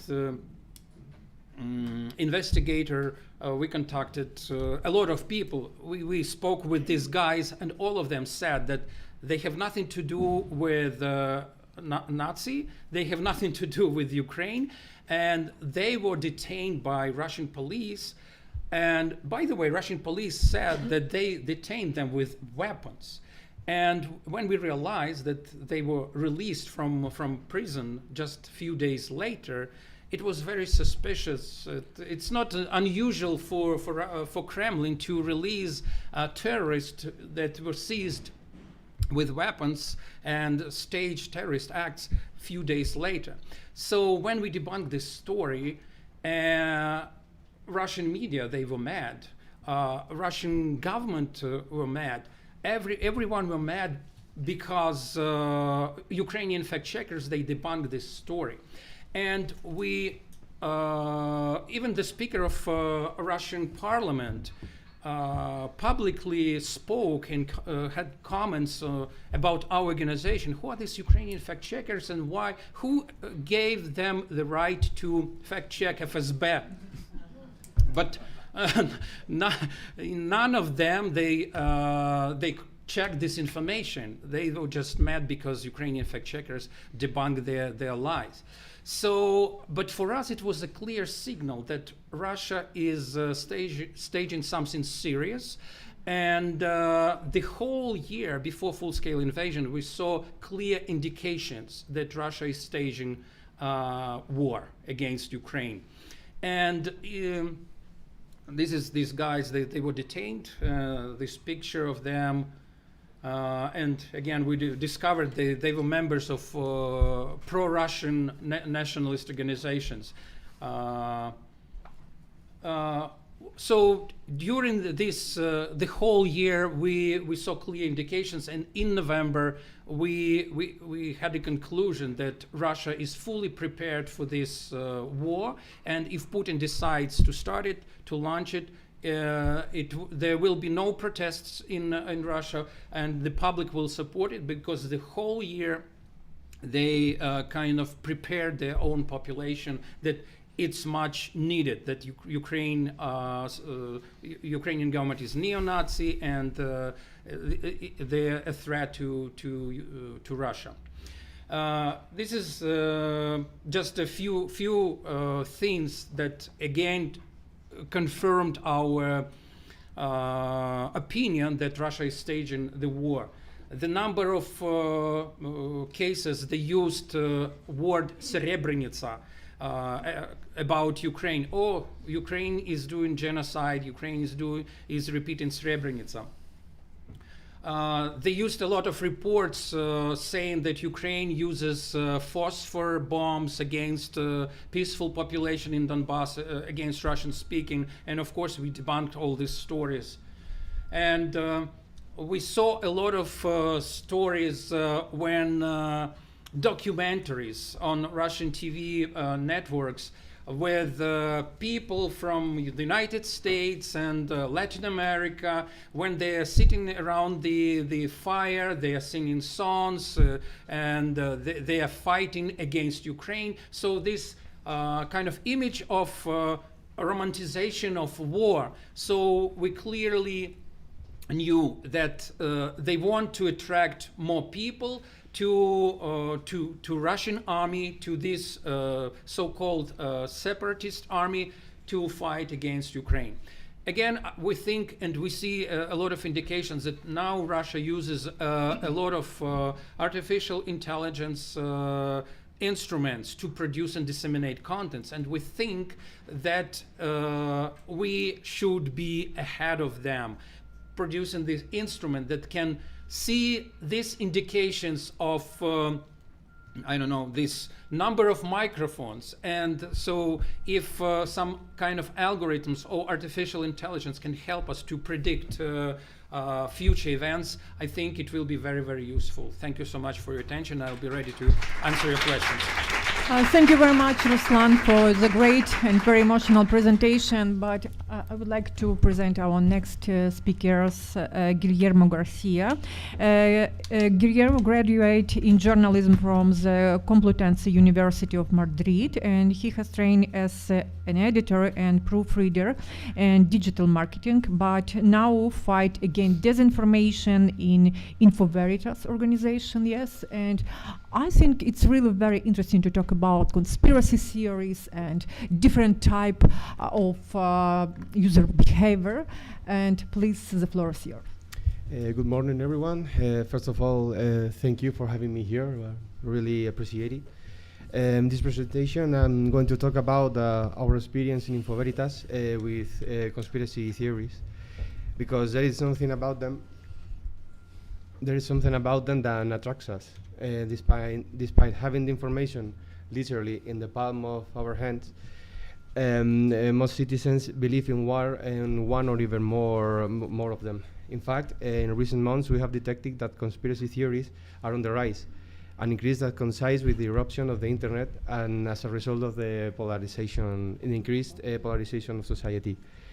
However, conspiracy theories go back a long way. Homer already narrated the adventures of human beings fleeing from conspiracies organized by the gods. And in 1692, mass hysteria condemned thousands of people accused of witchcraft to the stake in Sodom, for example. As this example illustrates, conspiracy theories have always reflected the fears and anxieties of the age. Now, in the 21st century, some groups deny that human actions have an impact on the environment or question the outcome during the elections, as happened for the first time in Spain. But why do we believe in conspiracy theories in an age when we have so much information at our disposal? Okay, so simply because conspiracy theories offer answers that society does not have, especially in times of uncertainty, and even if they are implausible or fantastic.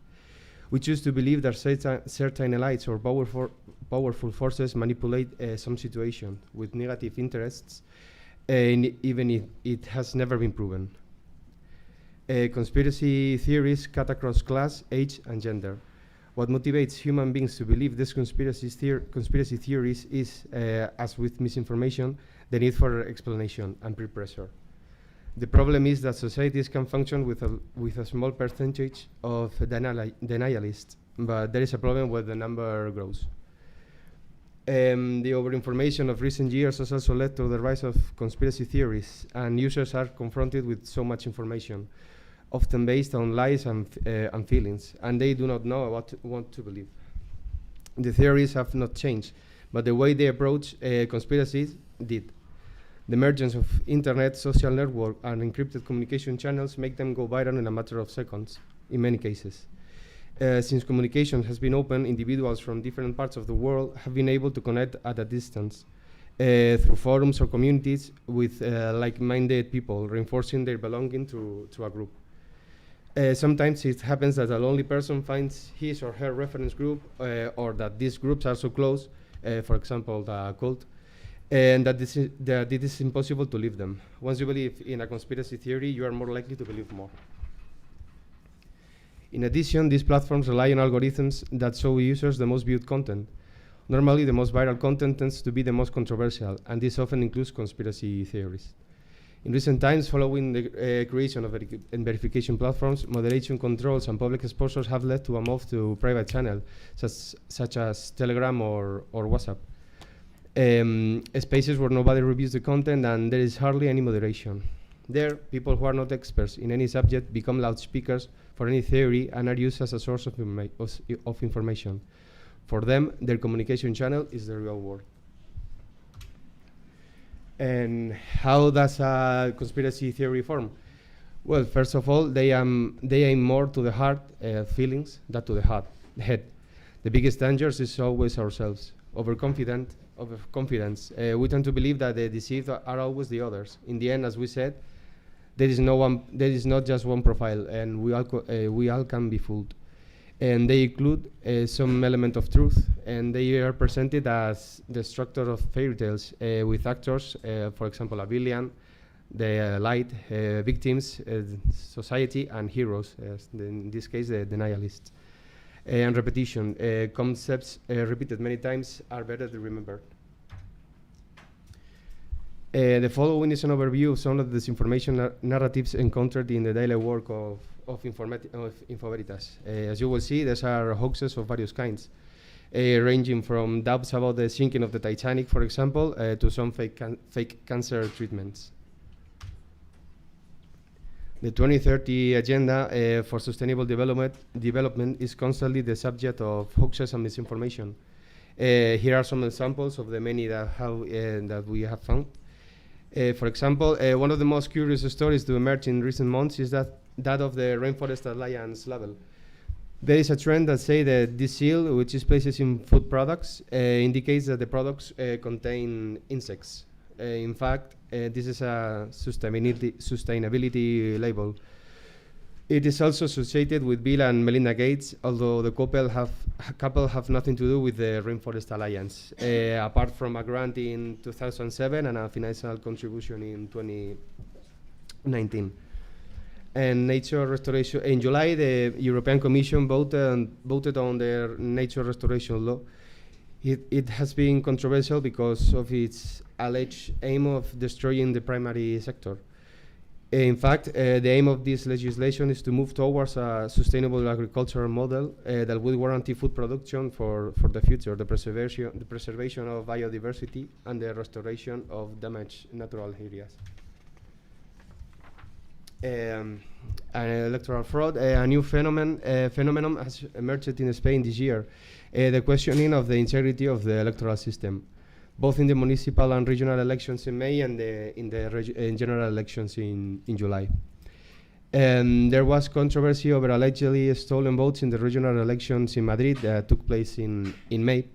At the beginning of the hoax, Correos, the public company in charge of processing postal votes, was cited as the source of the figures, claiming that the figures did not add up and that votes had therefore been stolen. However, when the source they themselves cited as was consulted, the figures given by the disinformers were wrong. And as the general election in Spain was held in July, many people were on holiday, and there was a record number of postal votes. As a result, there was a lot of disinformation about electoral fraud focusing on postal voting. In the weeks leading up to the vote, there was a lot of talk about how many people were going to vote by post. And the truth is that Correos, again, was very transparent and explained the process at all times. The voting documents that could not be delivered to voters' home after 2 attempts were not lost, as disinformative reports claimed.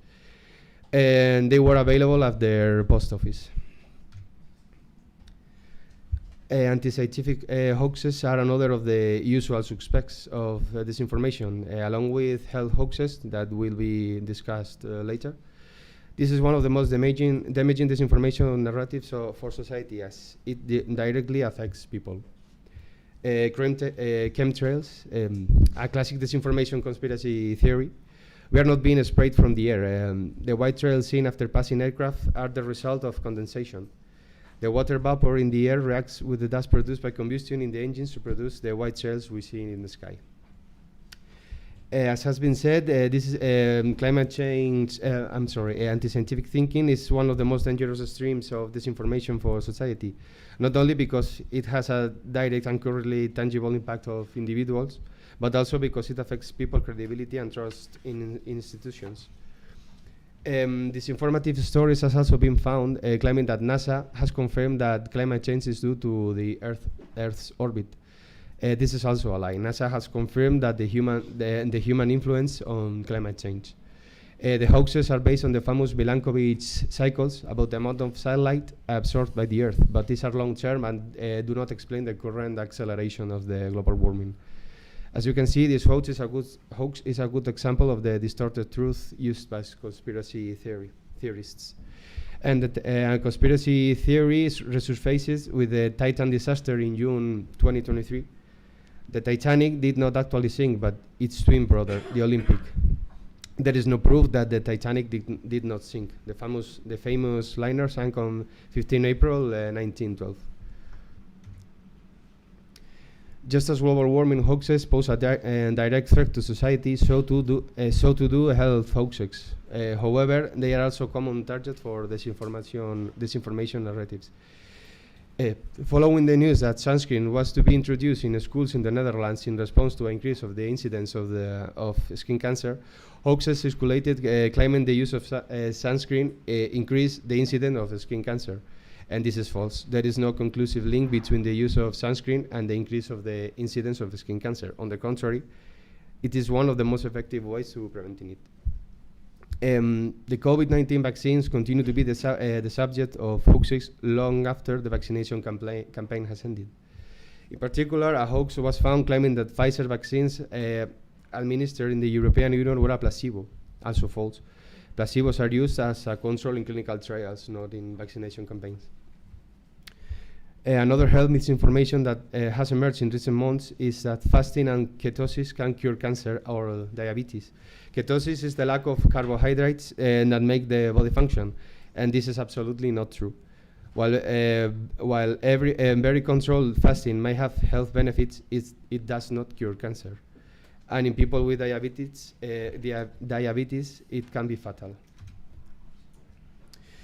In the context of the war between Israel and Palestine in the Gaza Strip and the terrorist attacks that took place in different parts of Europe, there were many hoaxes in Spain about supposed terrorist alerts in different places.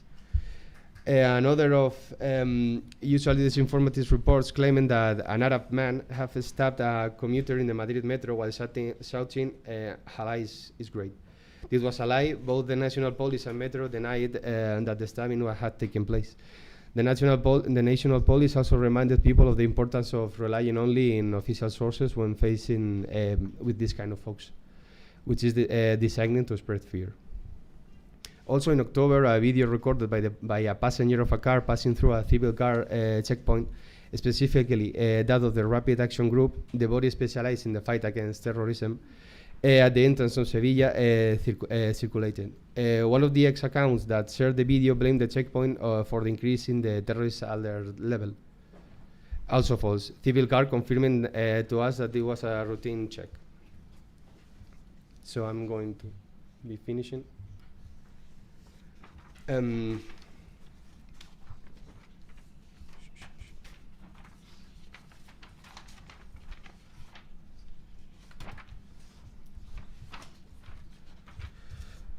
In general, disinformative narratives are dangerous, both for society and as a whole and for individuals. Some of the hoaxes we have been seeing may seem relatively harmless, such as the Titanic hoax, but there are others that are truly damaging. Encouraging the specter of electoral fraud is a danger to democracy, as seen in the attack of the US Congress or later in Brazil.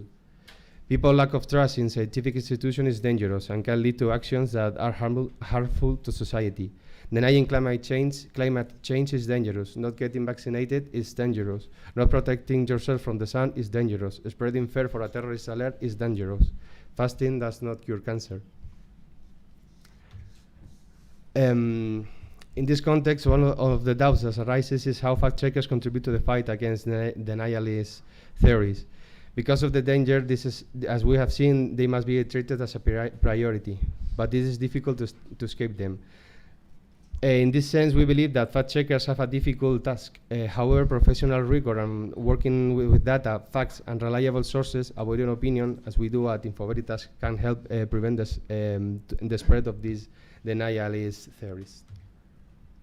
Thank you very much for your time. And thank you very much, Guillermo, for your presentation. And now we move on to our question and answer session. And yes. And I have my first question for all of our panelists. We all talk about the threat of disinformation, conspiracy theories, and toxic content. And in this context, I'm really very interested in how to communicate with our audience effectively, how to explain this threat. Ruslan, maybe. Yeah, it's not always easy, but again, for these 10 years, for many years, we produced weekly TV digests in 3 different languages, and some Ukrainian TV networks, they broadcasted it. It was useful. Hundreds of trainings for different types of audiences.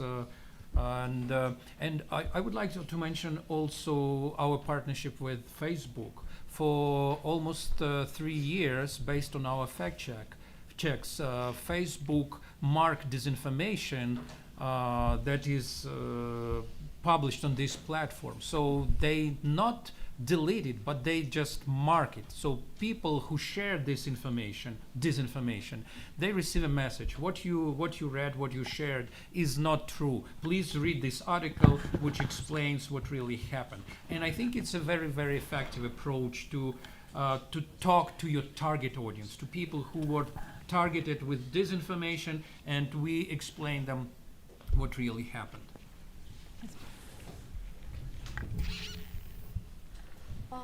I agree that this targeting content can be useful, but I think, as I tell my students, first we have to communicate in a simple way in order to be understandable, and then we have to embellish things. So I think with simple communication, with education, at home, at university, in the school, can be also reached to this point that audience listen to us and understand us.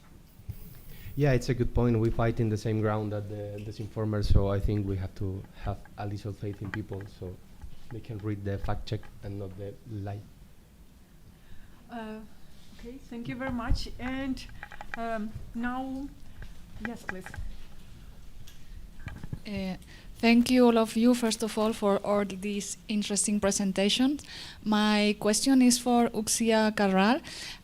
You mentioned that one of the inconveniences of deplatforming actors of disinformation is that they still want to talk and they go publish that elsewhere, and usually in platforms that are not moderated. So, considering that, the good effect of stopping disinformation is a short-term one. I mean, to which extent do disinformation actors, when they are the platform, stop publishing or go to another place to continue disinformating, the publishing disinformation? Thank you. Thank you for the question. I think we have to consider the different profiles that the audience has. There are some people that just tolerate this content, and when these areas or these platforms are closed, then they move to other platforms or other communities. For instance, in platforms like Reddit, they move from one side to other conversation, and they have seen that this content has been banned, so they stop producing this toxicity in order to be validated by this community. Meanwhile, there are other profiles which encourage this toxicity. They generate most of the time this toxicity in a hard amount, and they are going to generate it no matter what, in the private, in the public, and less regulated or more regulated platforms. But I think there must be some kind of regulation. If not, the other people, the one that is not generating this toxicity, is the one that is missing the conversation. And this is our fight, that everyone must speak. May I just add a few words? I think deplatforming is a good thing, and we deplatformed in Ukraine Russian television, Russian social media.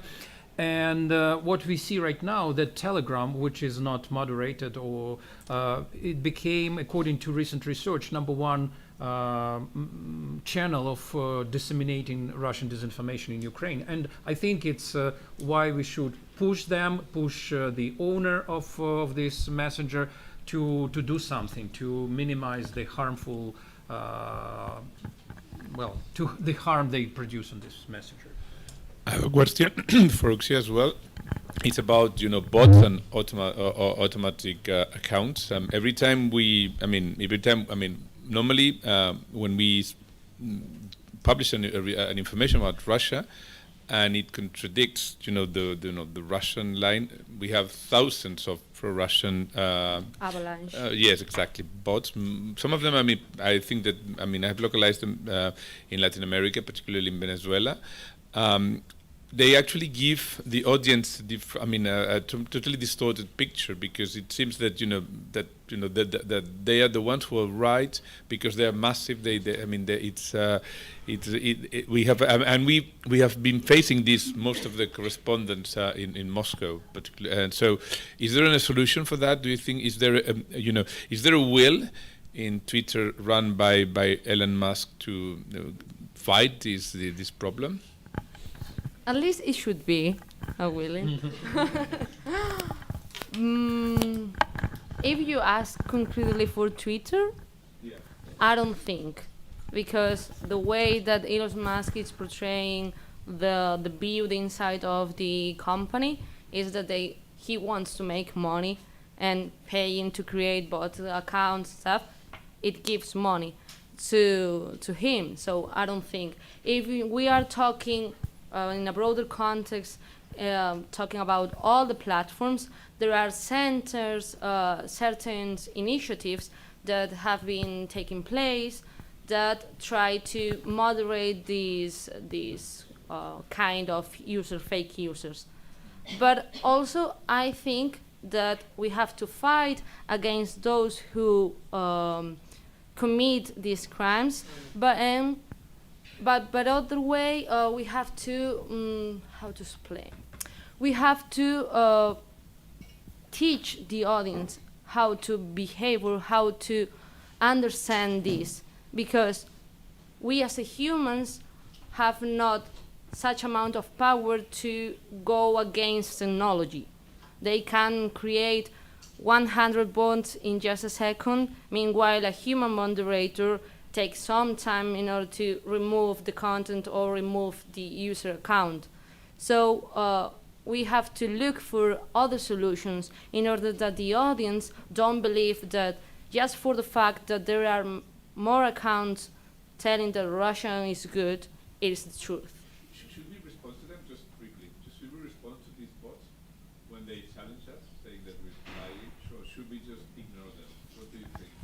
I think we should ignore them, because the main objective of this avalanche of accounts is just creating confusion. Sometimes they don't have a concrete message to be spread. They just want to create confusion, and people see this confusion and they don't want to participate. So you are missing another perspective because other people don't want to participate. So ignore them. And the last question?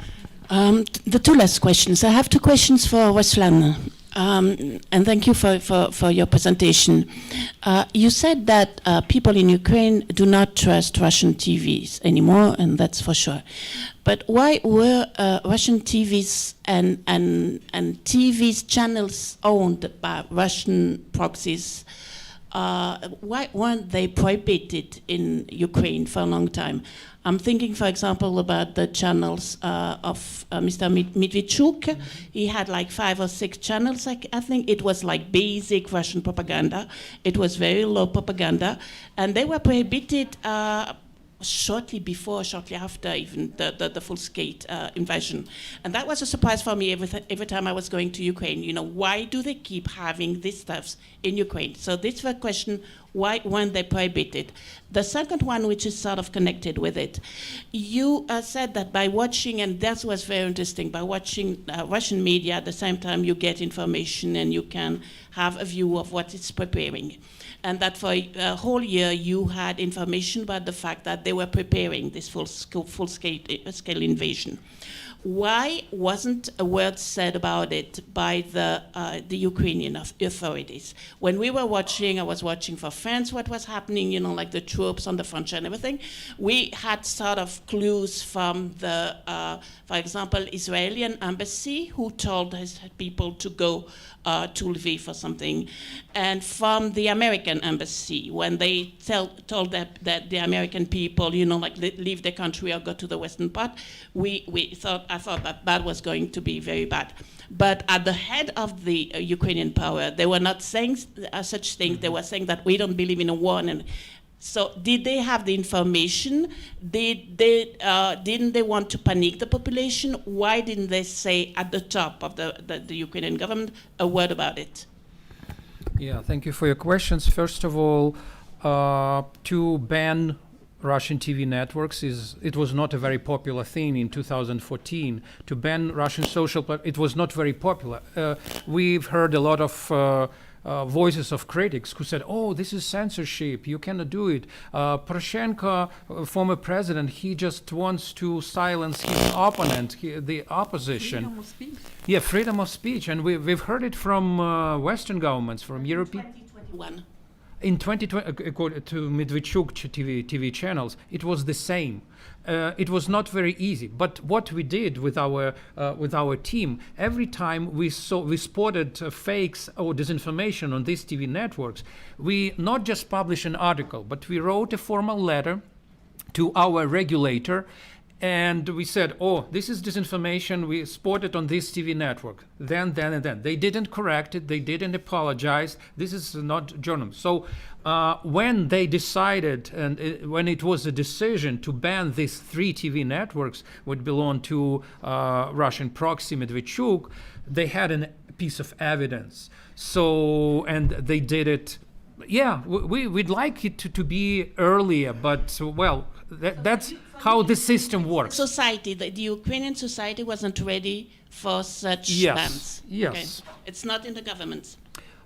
Yes, I think it was the previous government, Poroshenko's government. They didn't have enough maybe will or support of this decision from public opinion. Because it was very close to elections, and they didn't want to hear these critics of, another piece of censorship, Poroshenko silenced his opponents. And back to your question about predicting the war, I didn't say that our kind of opinion was that the war will happen. We saw that Russia is ready, they prepared, and it was up to Putin to decide to send his troops or not to send his troops. So we are not intelligence, of course. We're just watching television, and if we would be very happy if Putin decided not to start this invasion, we would like to be wrong in this case. And of course, we cannot say what was the motivation of Ukrainian government, but of course, I think it was part of the. No one believed that something like that might happen. That hundreds of thousands of people would be killed, and these missiles will hit Ukrainian cities, destroyed homes of Ukrainians, and power stations and infrastructure, transport infrastructure, and so on.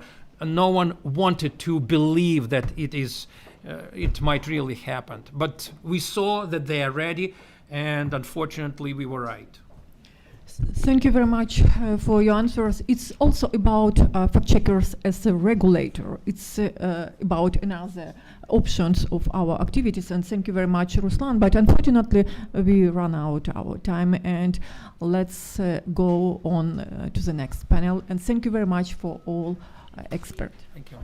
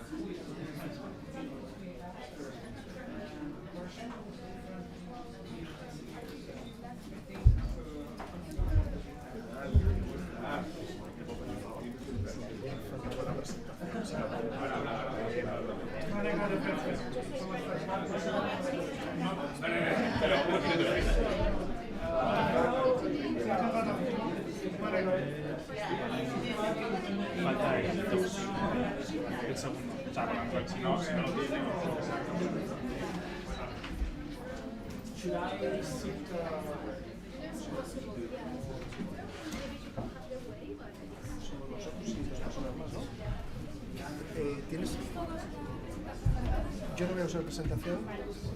¿Quieres una presentación? Porque yo soy el moderador. ¿Quieres que nos sentemos en algún orden? Hello. Hi. Hi, I'm Nico Pedro. Alexandre, nice to meet you. Alex. Yeah, The name? Alexandre Buñol. Alexandre. Buñol, yeah. Maximiliano. Nice to meet you. Hi, Maximiliano, nice to meet you. Nico Pedro. Nice to meet you too. So you get to the presentation at the end, my presentation. Yes, I got it, but you need to load it here. Okay. Who is not sitting here? Is there?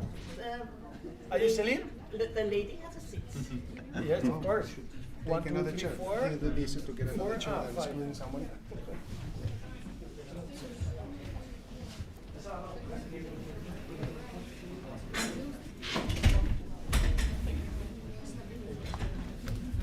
So you have to have your presentations loaded.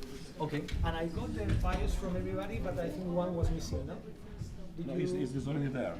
Mine is there. Mine is there too. Do you have a presentation? No. Yes. No. On this stuff, no. Okay. No. And then everybody send me the bios? You send Yes. me your bio, you send me Yes. the bios. It's there. Yeah. I think you didn't send me your bio, no? I sent it. I sent it twice actually. So who didn't send me the bio? But they were different, that's why. No, it's the same. Just for Zelensky. No. Massimo Di Pasquale version 1 is the same as Massimo Di Pasquale version 2. How boring. Alexandra, Celine, Nico. Not Celine, Cecile. Massimiliano, yes. So you're taking my chair? No, I'm sitting here because I'm not using presentation. You have a chair there? No, it's his. 1, 2, 3. That's yours. No, we also Okay. So that's yours. It's mine.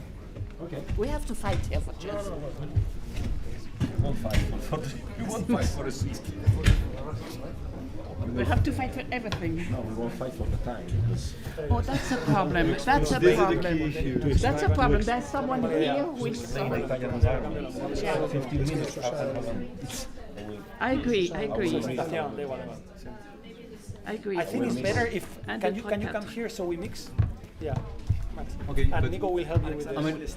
am I the first one or? You are the first one? I guess so. Okay. Then. Alejandro, cuando quieras. ¿Sí? Okay.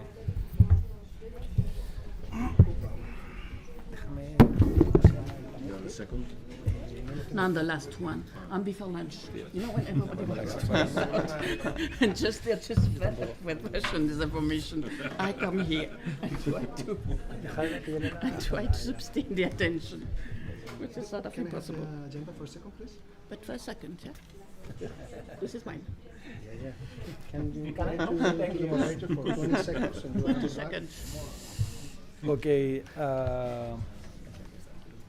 No, this one, no?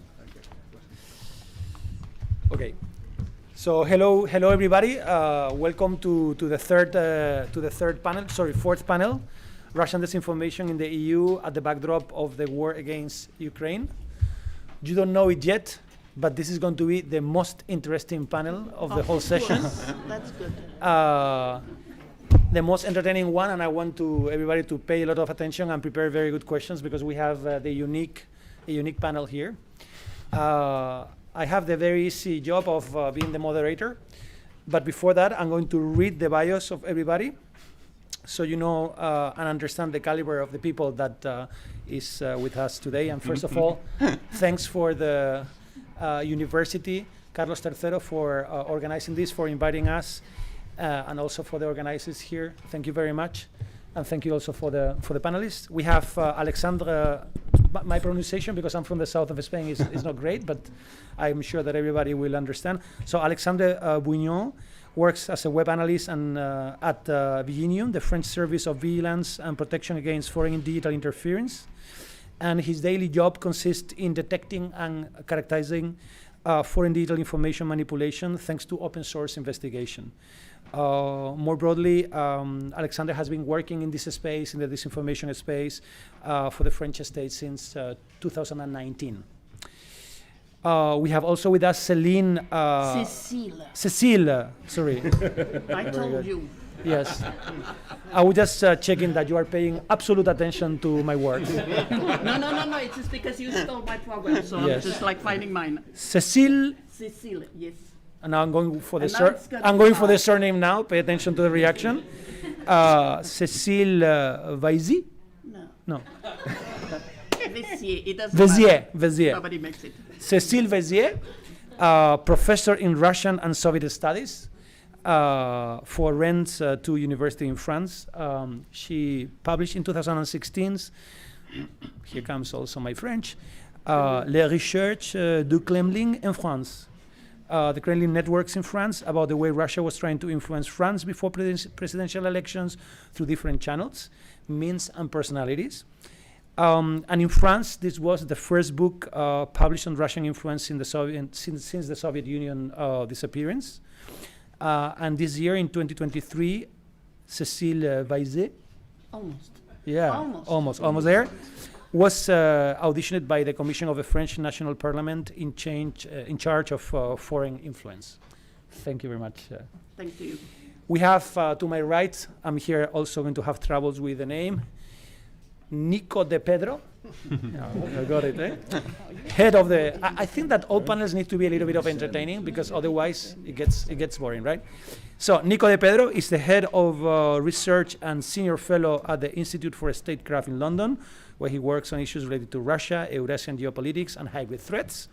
Nico has participated as an invited expert in several sessions in the Special Committee on Foreign Interference in all democratic process in the European Union, including disinformation. Also, he has been speaking at the European Parliament and the Committee on Political Affairs and Democracy of the Council of Europe. He was also a member of the expert pool on Russia at the European Center of Excellence for Countering Hybrid Threats in Helsinki. And Nico is also a columnist with the media El Español, and also an associate professor at the Paris Institute of Political Studies, also known as Sciences Po, in Paris, and also in the Comillas Pontifical University in Madrid. Thank you for coming, Nico. And finally, we have Massimiliano Di Pasquale. Correct. you got it? Yeah, perfect. He's a research associate at the Gino Germani Institute of Social Sciences and Strategic Studies, where he runs the Ukrainian Observatory. After graduating in business administration from Bocconi University in Milan, he specialized in the culture, politics, and society of post-Soviet states. And in recent years, he has dealt with disinformation, hybrid warfare, and active measures, publishing different articles and papers on these topics. Again, thank you very much. A short introduction on myself, because I didn't introduce myself. So I'm Alex Romero. I'm the co-founder of a company called Constella Intelligence. This is a cyber intelligence and cyber security company. And we have a lot of experience in the detection of anomalies in data. Hence, when we apply that to public sphere, we are able to understand and anticipate information operations campaigns. And we apply cybersecurity methods to the attribution of those campaigns. So with all of this, please go ahead. Thank you very much, everybody. Thank you. Thank you so much. Good morning, everyone. I'm truly delighted to be here. Thank you very much to all organizers. And I want to thank in particular my friends and colleagues of Stop Fake, a very remarkable organization which has been conducting or has been on the front line since the very beginning in 2014. So, and it was not always easy or very welcome, this type of job. So you were pioneering this. So I'm very, very happy. And I'm also seeing many friendly faces in the audience. So I'm truly, truly delighted. So what I want to do is to make three quick points, and in which I will refer to what I consider three blind spots and three unlearned lessons or pending challenges that I think are still very much there. The first one, and which I think is the most important one, is about, here we are talking about disinformation, right? The name of this Congress is disinformation, but I think it's very important to understand that from the Russian viewpoint, this is about information war. And the key element here is war. Much more information, of course, but information is the weapon. The essence or the relevant aspect is the war. Let me share with you, and it's the other thing that I will read, a definition of information war produced by the Russians 12 years ago, 2011.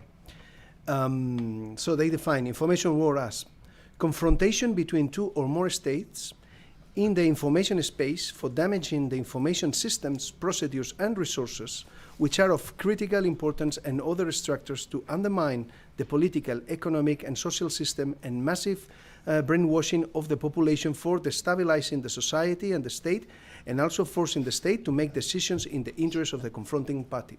Well, it's a very interesting definition. It's the guiding principle which Russians are using to guide and lead their activities.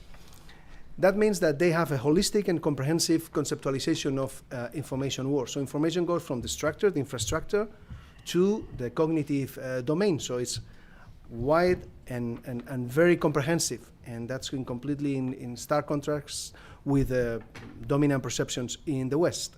Also in this conceptualization, it's important that there is an understanding of the permanent nature of information war. Blurring lines between war and peace. It's a continuum. There is no difference. We are all permanently in an information war.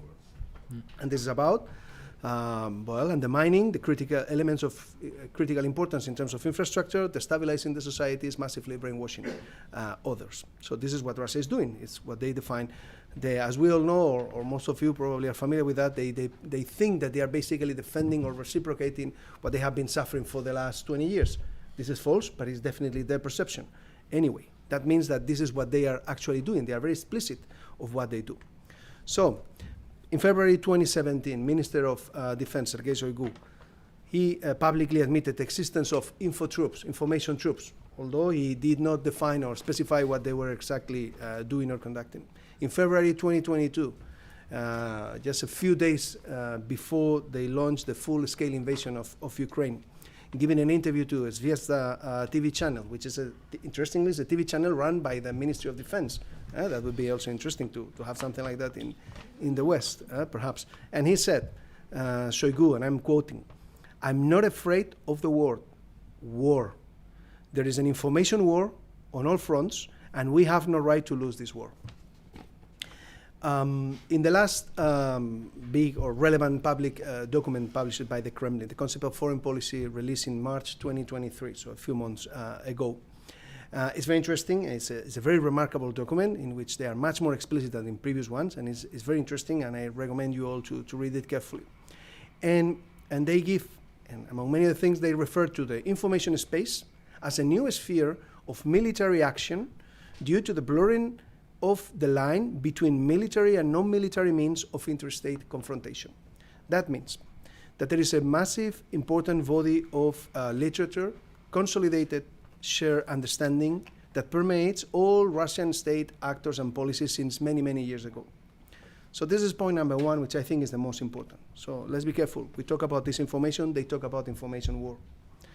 Because, and this is my second point, facing all this, our response is so far rather insufficient and ineffective, because our dominant viewpoint is that this is about code of good practices for platforms, quality journalism, fact-checking, and media education. And do not get me wrong, fact-checking and media education are important tools and are important elements, essential elements, but are not going to fix this problem. It's in the best case, they are tactical responses. And you need to have tactical responses because you are facing tactical challenges, or you are facing battles that you have to go through. But you need also a strategic response to a strategic challenge. That's my point, okay? So no one gets offense, so please do not get me wrong about this. So what are we missing or ignoring based on this narrow kind of understanding about the problem? We are missing the combination of tools. We are ignoring diplomatic activities, military activities, the very important role played by the Russian intelligence services in all this. They are leading actors when it comes to this disinformation. We are also ignoring or missing the fact that this is a rapidly evolving threat. So we are missing this evolving nature and growing sophistication of the problem. And here is the role played by technology and all these disruptive emerging technologies. Alex is today the moderator, but he could enlighten us about this much better than me. But we are basically jumping from fighting with sticks and stones to nukes and biological weapons in the blink of an eye. So this is getting much, much, much more difficult. So my third point of blind spot, resulting of all this, we generate no deterrence at all. We do not generate deterrence by denial, which is tricky, complex, and difficult to implement in a democratic context, of course, and even more considering that Russians, Chinese, Iranians have a massive infrastructure of influence within all Western states, and they have dozens of proxies. So it's very difficult, yes, to apply this deterrence by denial. But at least we can increase the deterrence by punishment or by retaliation. And that means increasing the cost for disinforming hostile actors. We can do it. And for that, we need to upgrade and update our legal frameworks, because our legal frameworks are completely outdated. When it comes to these hostile activities, treason, etc., definitions were set in place in the mid of 19th century. Okay, so I assume that, or I think we all can agree that the context has changed a lot in the last 175 years. Yeah, so we are facing a very different world. So we need very different tools and responses for this. So which and I'm which yeah. So the three challenges or pending issues that I see still, or I learn lessons in front of us. Number one, awareness. Yeah, it has increased a lot. Yeah, now there is a clear awareness that at least there is a problem. Yeah, in 2014, yeah, Yefen and the rest of colleagues of Stop Fake can probably explain us that there was no this awareness at all. This has come with a lot of work over a number of years.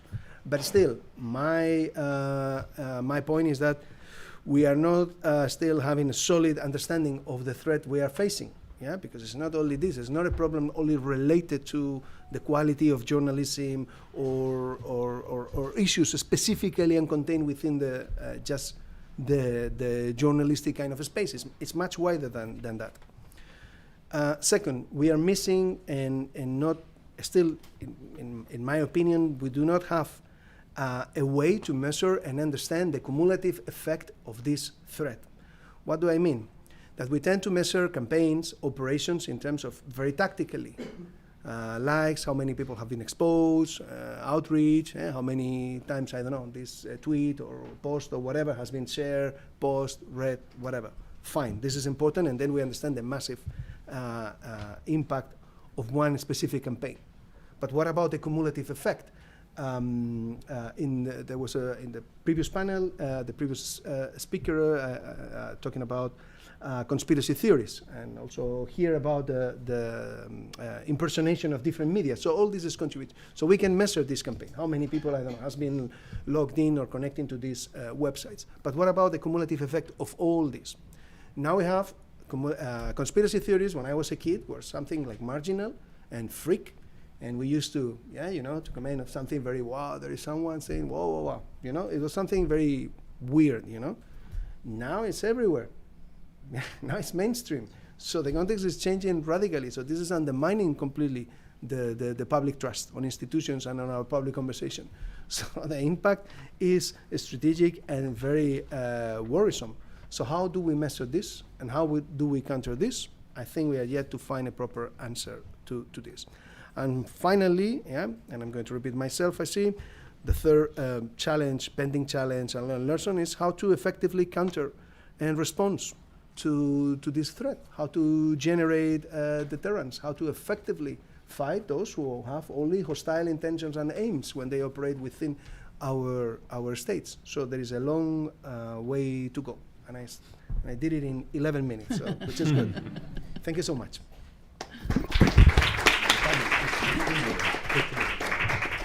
Thank you very much, Nico. Massimiliano, please.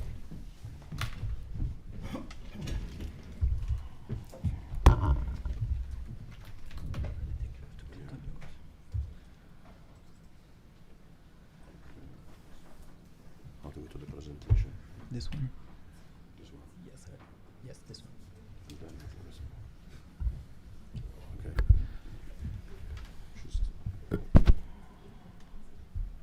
Okay, thank you very much to the organizer of this event. Thanks for the invitation. And as you see, I will talk about the proclaiming strategic narratives about the war in Ukraine in Italy. But since Italy is a very particular environment, I would like to give you a little bit of historical background, because I think it's important to give an historical background to understand why Russia propaganda, actually I would say more than propaganda, active measures are so strong in Italy and find a very friendly environment in the media, even in some political parties, even in the mainstream audience. So I will start with a little bit of this background. Okay. First of all, a little bit with the conceptual framework. Disinformation, propaganda, and strategic narratives are phenomena that fit into the broader theme of cognitive warfare, a form of warfare in which the human mind represents the battlefield. So most of the time we talk about disinformation, we talk about fake news, But I think it's more important to concentrate on a more broader concept, which is the concept of cognitive warfare. So basically, the play field is our mind. Okay. Another important concept is the concept of a strategic narrative. What is a strategic narrative? A strategic narrative is a means by which political actors attempt to construct a shared meaning of the past, present, and future of international politics to shape the behavior of domestic and international actors. The aim of this narrative is to create a distorted perception of reality in public opinion and policymakers in target countries. One of the geopolitical actors who is practicing cognitive warfare with greater intensity and systematicity globally is Vladimir Putin's Russia, which has developed a strategy of non-linear warfare. Okay. Let's go back to the Moscow active measures in Italy with the historical background, which is key to understand what's going on now. Okay, since the days of Cold War, Italy has been a major target of Russian disinformation and propaganda. And it is even now with Putin's Russia. Why? Because despite Italy being a pillar country of NATO, despite Italy belonging to European community, and despite playing a pivotal, crucial geopolitical role in the Mediterranean area as a NATO member, Italy is perceived by Russia as a weak link into this organization. So Moscow perceives Italy as a weak link of NATO and a weak link of EU. Why? And therefore, Russia is trying to exploit these vulnerabilities. Why Moscow perceives Italy as a weak link? Because in Italy there is a mistrust or hostility toward NATO and the EU and the US. There is also a naivete regarding Russian domestic and foreign policy, and this is widespread among political, administrative, and intellectual elite. Then we will talk about the intellectual elite, which is very important. There is a lack of knowledge and analytical expertise about Russia and the post-Soviet region, even the academia and think tanks. There is a presence of influential proclaiming political and economic lobbies, especially in the sector of gas and other important infrastructure sectors. Also, there is a deficit of national security culture.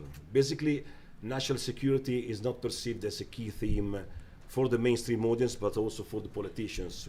When we think about national security, maybe we think about James Bond movies, not as a serious thing.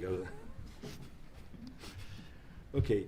In the last 10 to 15 years, the pro-Kremlin disinformation and propaganda ecosystem has been spreading multiple strategic narratives in the Italian information space.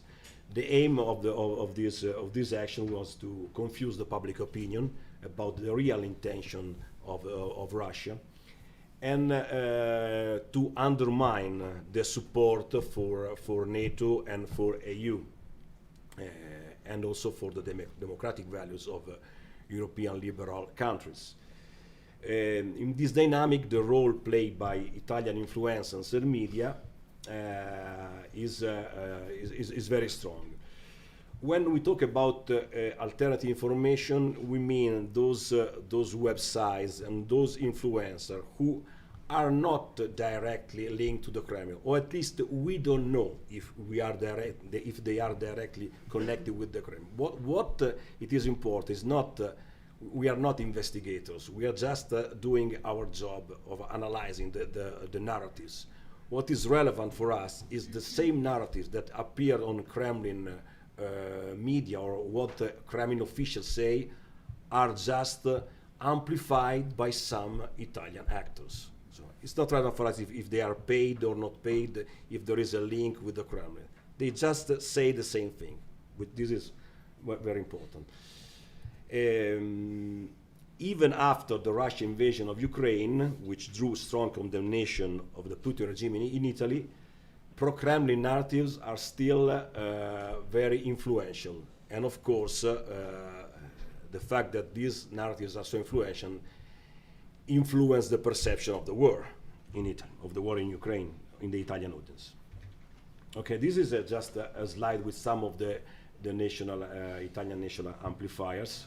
Okay, we are Sputnik Italia, of course, and then we have some alternatives like BioBlue, which was very active in spreading disinformation about COVID, about the vaccines, and other outlets that are very, very active. Okay, why is Italy susceptible to Russian strategic narratives? This is a historical thing. There is an historical legacy about this. We can just summarize this saying that in Italy, Italian intellectuals and politicians have been very sympathetic to Russia because of the strong influence in the Cold War years of the Italian Communist Party. So even when the Italian Communist Party changed their attitude towards Soviet Union, their messages remain the same for what regards anti-Americanism. So anti-Americanism was very strong. In the early 90s, there is a new phenomenon in Italy, which is called the red brownism, which was a particular synthesis of fascism and communism. And this initially began to develop within the far right. And what is Russo-Brunismo? Basically, it's extreme nationalism and sovereigntism, the fight against globalization and capitalism, anti-Americanism, hostility to the European Union, traditional and radical criticism of the decadence of the liberal democratic societies of the West. And the Red Browns soon began a collaboration with ultra-nationalists like Russian intellectuals and geopoliticals like Alexander Dugin, who were paying several visits in Italy even in the 90s, in the early 90s. Okay, after the rise of Vladimir Putin in 1999, the red-brown narratives and its universe grew and acquired a very pronounced pro-Russian and Putinist profile. It even entered the mainstream in 2012 and 2013 when the Ukrainian crisis began. And so basically Moscow active measure in Italy aimed at strengthening both the red brownism and also the Ruslan Vester. Who are the Ruslan Vester? Basically, Ruslan Vester intellectuals are sympathetic to Russia. They consider Putin a very important political leader, but at the same time they were not openly against NATO and the EU. They asserted that Italy should collaborate with Russia, especially in the economic and energy fields. When the Ukrainian crisis erupted, I mean the Euromaidan, the Ruslan Vestager orientation already occupied the dominant position in academia. Okay, now I will try to, with the little time that I have, to examine some of the main narratives on the war. But I think it was more important to explain why Italy is the particular Italian environment. This is so fertile to Russian propaganda. So these are the main narratives about the war from 2014 to 2021. Okay, I can go quick on this. The Euromaidan as a Nazi Cup, a legal annexation of Crimea as a regular referendum, and there is a civil war, and blah blah blah. Okay, let's go to March 2020. There is an year where from March 2020 to April 2021, in which basically we can't find many narratives about the war, but the Russian media and the Russian amplifiers have concentrated more on COVID and on disinformation messages related to the vaccines. It's important to point out this because when the large-scale invasion of the 24th of February began, many Telegram chats basically switched from being a no-vax chat to being pro-Putin chat with the same motivations of the Kremlin. So the Nazification of Ukraine, NATO expansion to the east, genocide of the Russian-speaking. Okay, this is a very important article that appeared in Sputnik on the 10th of April.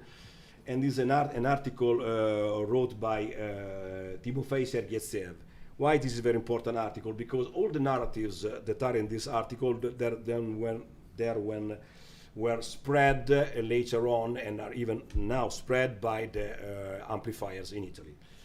Okay, ex post, this can be considered as a programmatic manifesto of the special military operation that happened 10 months later. Okay, I'll go quick with this. So basically, the main narrative are about Nazi Ukraine, denazification. So Ukraine systematically glorifies Nazism. Ukraine neo-Nazism is at war in Donbass. Ukraine does not comply with the Minsk agreement. In Odessa in May 2014, Ukraine nationalists burned the bodies of protesters. Okay. Let's go to what happened just some weeks before the full scale invasion, and what was happening on the mainstream media. This is an article of a newspaper, Il Foglio, which pointed out a reportage that was broadcasted on TG1. This reportage was called the Donbass. The article was called "The Donbass Explained to the TG1." This reportage was called basically the threat, and in this reportage, the journalist Alessandro Cassieri basically used many strategic Russian narratives. For example, the war in Eastern Ukraine was portrayed as a fratricidal war between Ukrainians and Russians, and this war was desired by nationalists and even fascists in Ukraine. And the report never mentioned the fact that Russia invaded Ukraine in 2014. Okay. Another article, this was published 9 days before the Russian invasion, and basically this is an interview with Lucio Caracciolo, which is quite famous. He's the editor of the most important and most well-known geopolitical magazine, Limes. Basically, in his interview, he said that whatever the Americans may say, Putin would not attack Ukraine. And also he said that war has never been a realistic option, and then points out that the United States has helped destabilizing Ukraine by exacerbating the Russian threat. Okay, these are some of the narratives that accompanied the Putin's military operation. I've just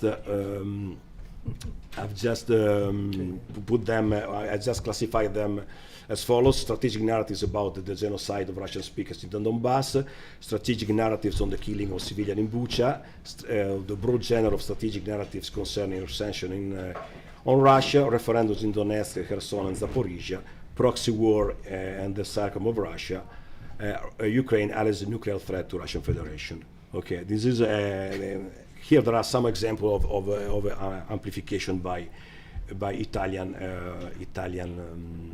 websites, so-called alternative.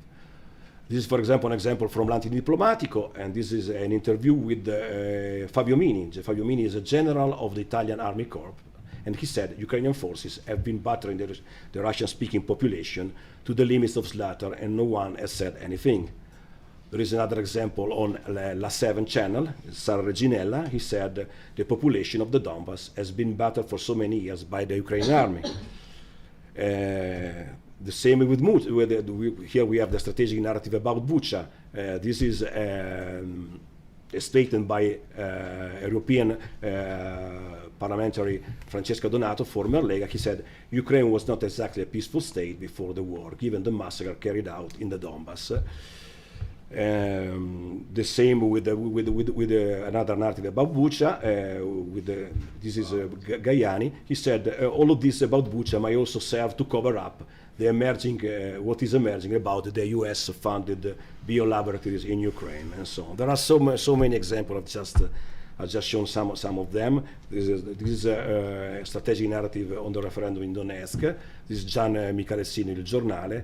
Basically, he was hosted by Rai TV, and he said, "Here I would not speak of an occupied zone. It is an area controlled by Russia, pro-Russian independence since 2014. There have been a referendum. There are 2 million people in Lugansk and 4 million in Donetsk who are on the Russian side. So it's not occupied zone. There is a lot of support in this area for the Russian, who are seen as liberator. They are not seen as occupiers." Okay. I think I've finished my time. Just here are some of the people who were just hosted in Italian TV. Okay. Breaking news. Just 1 second for this. Breaking news: 4 million euros withdrawals from the bank accounts of the Russian embassy in Rome since February 2022. This is news of the 14th of November. So, why this money? Let's draw your conclusions. Okay. There's some suggested reading if you want to go deeper on this subject. Thank you very much. Thank you. And last but not least, Cecile. Thank you. You did it right. First of all, thank you for inviting me here. And it's not like a polite word. Thank you for organizing this Congress here in Madrid, in Spain. Because such congresses have been organized in Eastern Europe, in Central Europe, for many years.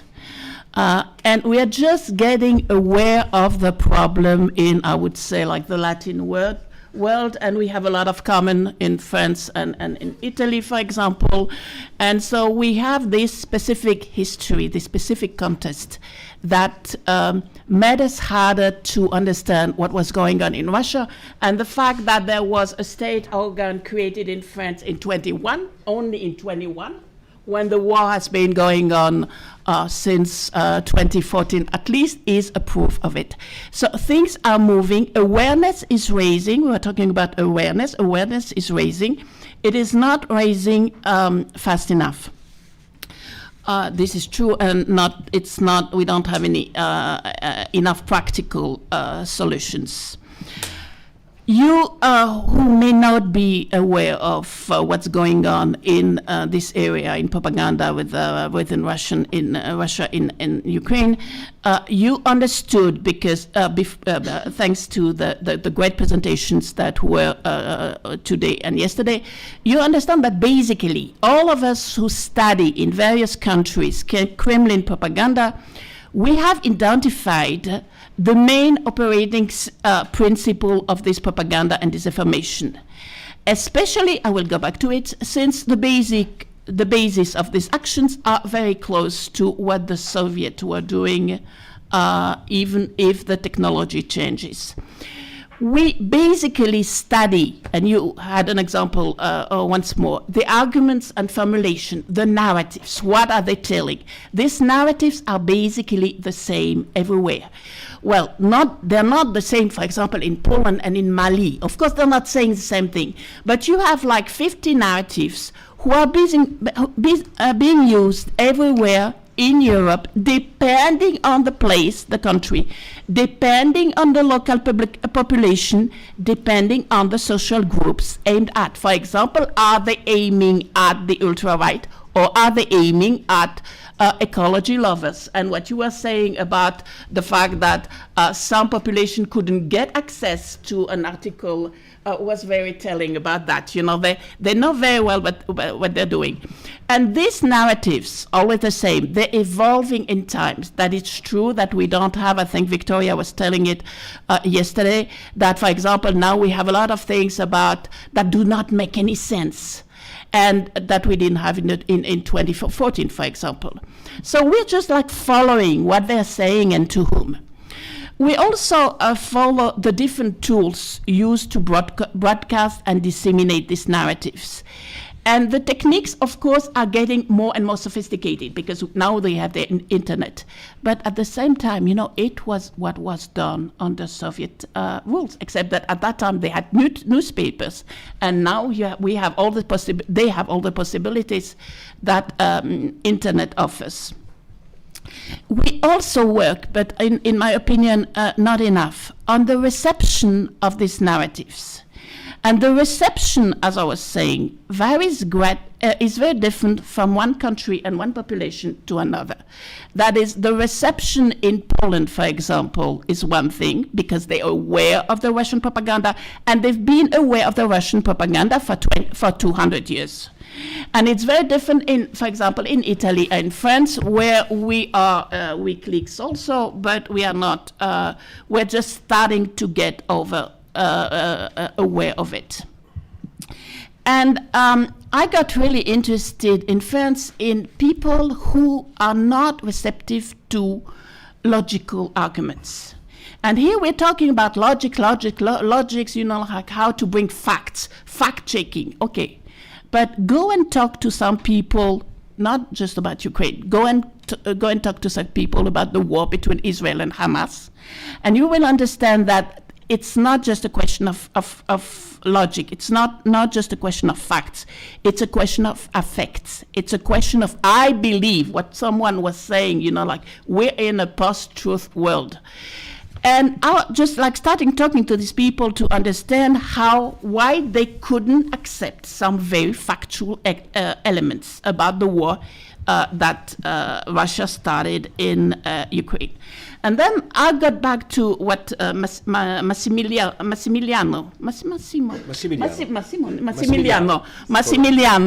was talking. This is the historical context, and the fact that has been put in the facts of the beliefs that have been put in the head of the people by the Soviet propaganda. But also, just like that, just because they were sort of lazy and not taking care of something. I'll give you one example, 3 examples, as a matter of fact. But my first example. In France, in the 50s and the 60s, and you tell me that was long ago, it doesn't act, I'll show you that it's still active. You had like 2 major people. You had the intellectual, Jean-Paul Sartre. You had the politician, the General de Gaulle. And they were known all over the world. I've read many of their texts. Almost every time, they're talking not about the Soviet Union, they're talking about Russia. I looked at the French press talking about the beginning of the Second World War. What is it in September 1939? Russia attacks Poland.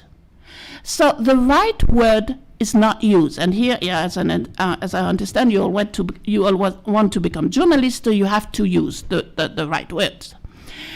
You may think that it doesn't matter.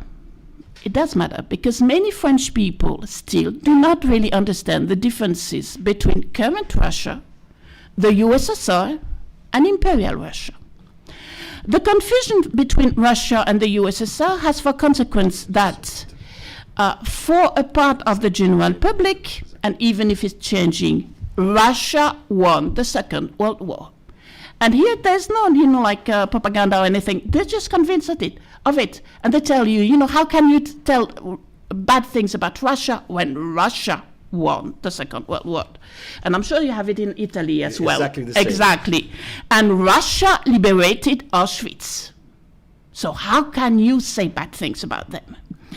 And now this general public, they understand what they didn't understand in 2014, that Russia and Ukraine are 2 different countries. They got it. And they're fighting against each other. So they are easily convinced, and here you've got a little bit of Russian propaganda, that Ukraine did not take part in this victory or in the liberation of Auschwitz.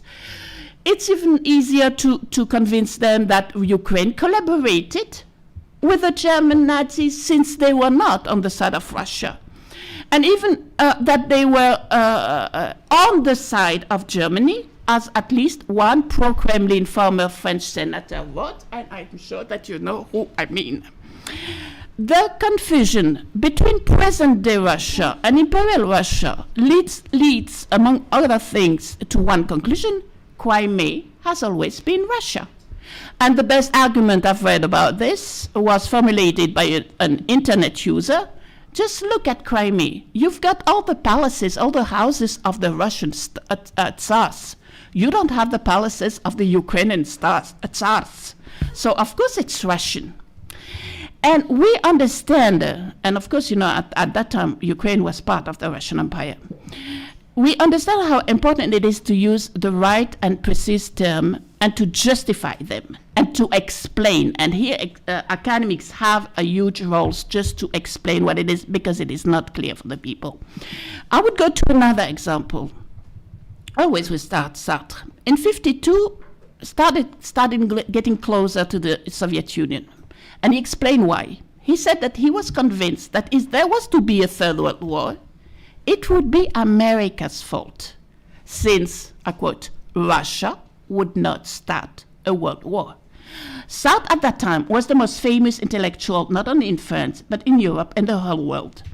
Nothing allowed him to believe that Russia could not start a war. There's absolutely no logical fact. But it was the discourse that Sartre spread. And it was partly the result of the propaganda on peace that was launched by Stalin in 1948. If you remember, for example, the film Padini Berlin, the end of Berlin, in 1948-1949. And that's the Kremlin repeated all over the world, and that the speech was also repeated by communist papers, leaders, books, propagandists, and everything. So when the idea that Russia doesn't start a war, in my opinion, left some impact, especially when we see now all these people saying that it was the United States and NATO who started the war in Ukraine. So you have all these stereotypes that sort of go on. And of course, like Massimiliano noted it, Massimiliano, no, it's just so nice. And of Let's course, make it short, Max. No, Massimo, it's fine. Massimo Mastroianni, we don't need to know anymore about Italy.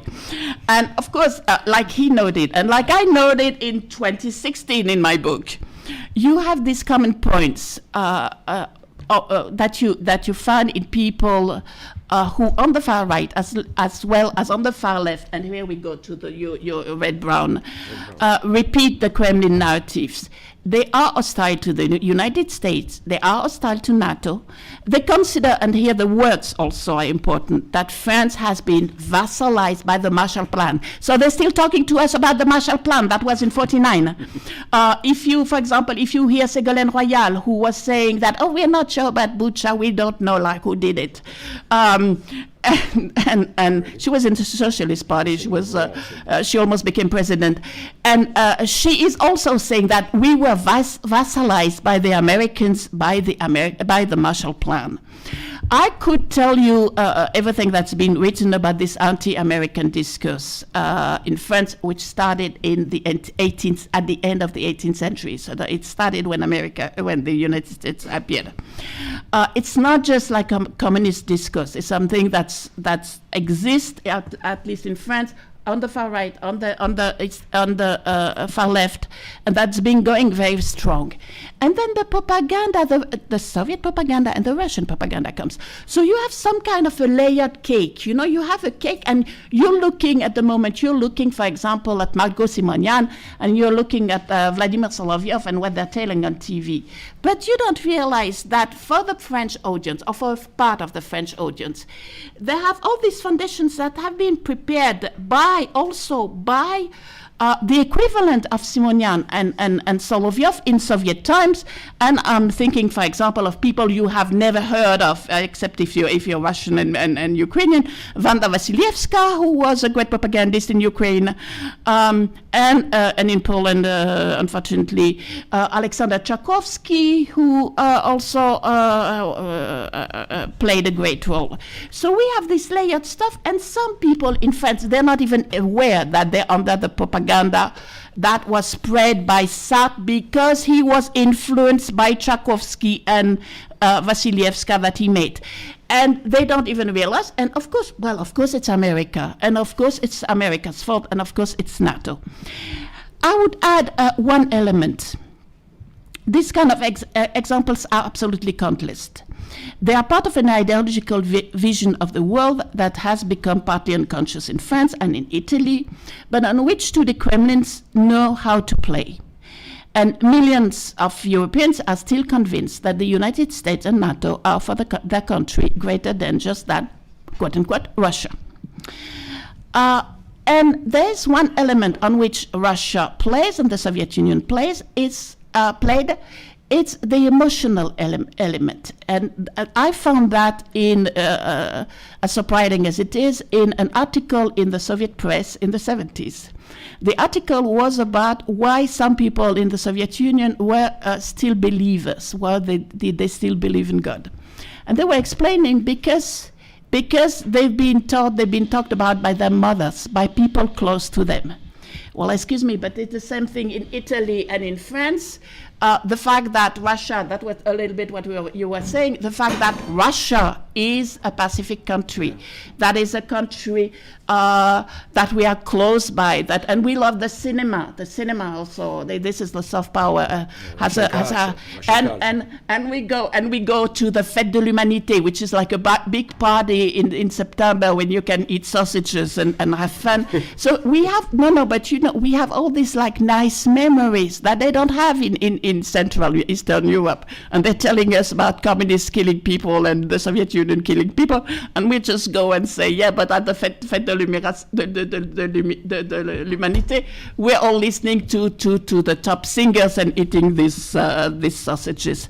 And that's why these emotional memories, this emotional comprehension of what Russia is, and Russia, unfortunately, has nothing to do with Russia under Putin's rule, also plays a role.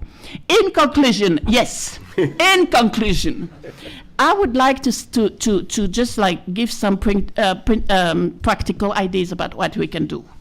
I absolutely believe that the French expert, I'm talking about French, the Italian, the Spanish, should go on addressing to their fellow citizens to clarify words, to clarify the facts that no, Russia is not the imperial Russia, even if Putin wants us to believe that, to clarify historical concept. We already do that. We are doing it.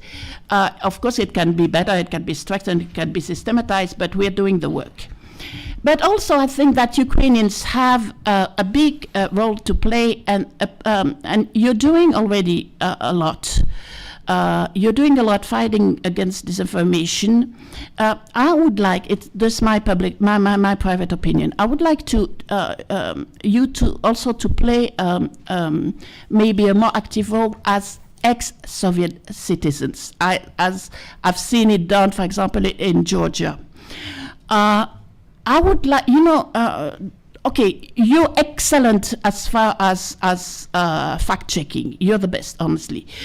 You're excellent to tell us things about what's happening in Russia. That's true.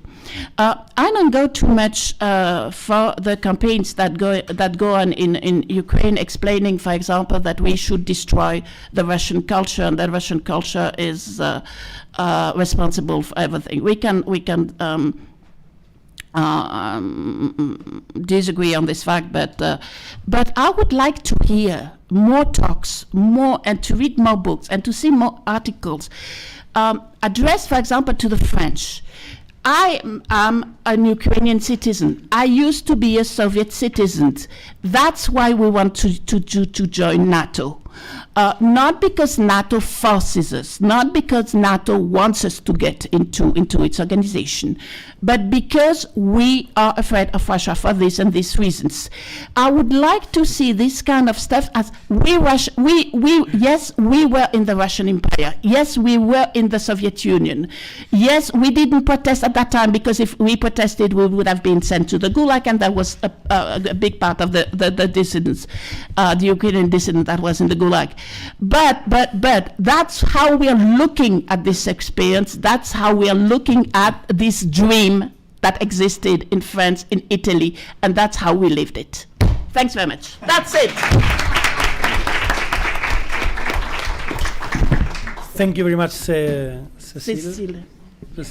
Mm-hmm. And I have some questions in case nobody has questions, but I'm sure that there are a lot of interest in this excellent panel, as I announced. So we have 50 minutes, no? Uh-huh. We are the only space between lunch and no. Very dangerous position to be in. Please, if you can say your name and affiliation, yeah, if any, and then the question. My name is Thank you. Piotr, and I'm from Poland. And in my region, there is no space to create Russians as a good guys. So the pro-Kremlin narrative is more like to attack our political life, attacking European Union, attacking Ukraine. Even when the pro-Kremlin disinformation actors try to create some narratives about ongoing war, it's more like the Ukrainians as bad as Russians, and not the Ukrainians bad and the Russians are good. So my question is to all of you that in your region, I mean Italy, France, Spain, is there a space for creations of Russians as good guys? I think that let's take 2 or 3 questions and then maybe we can address them. But thank you for your question. Yes. So we have there, and then we have here at the front.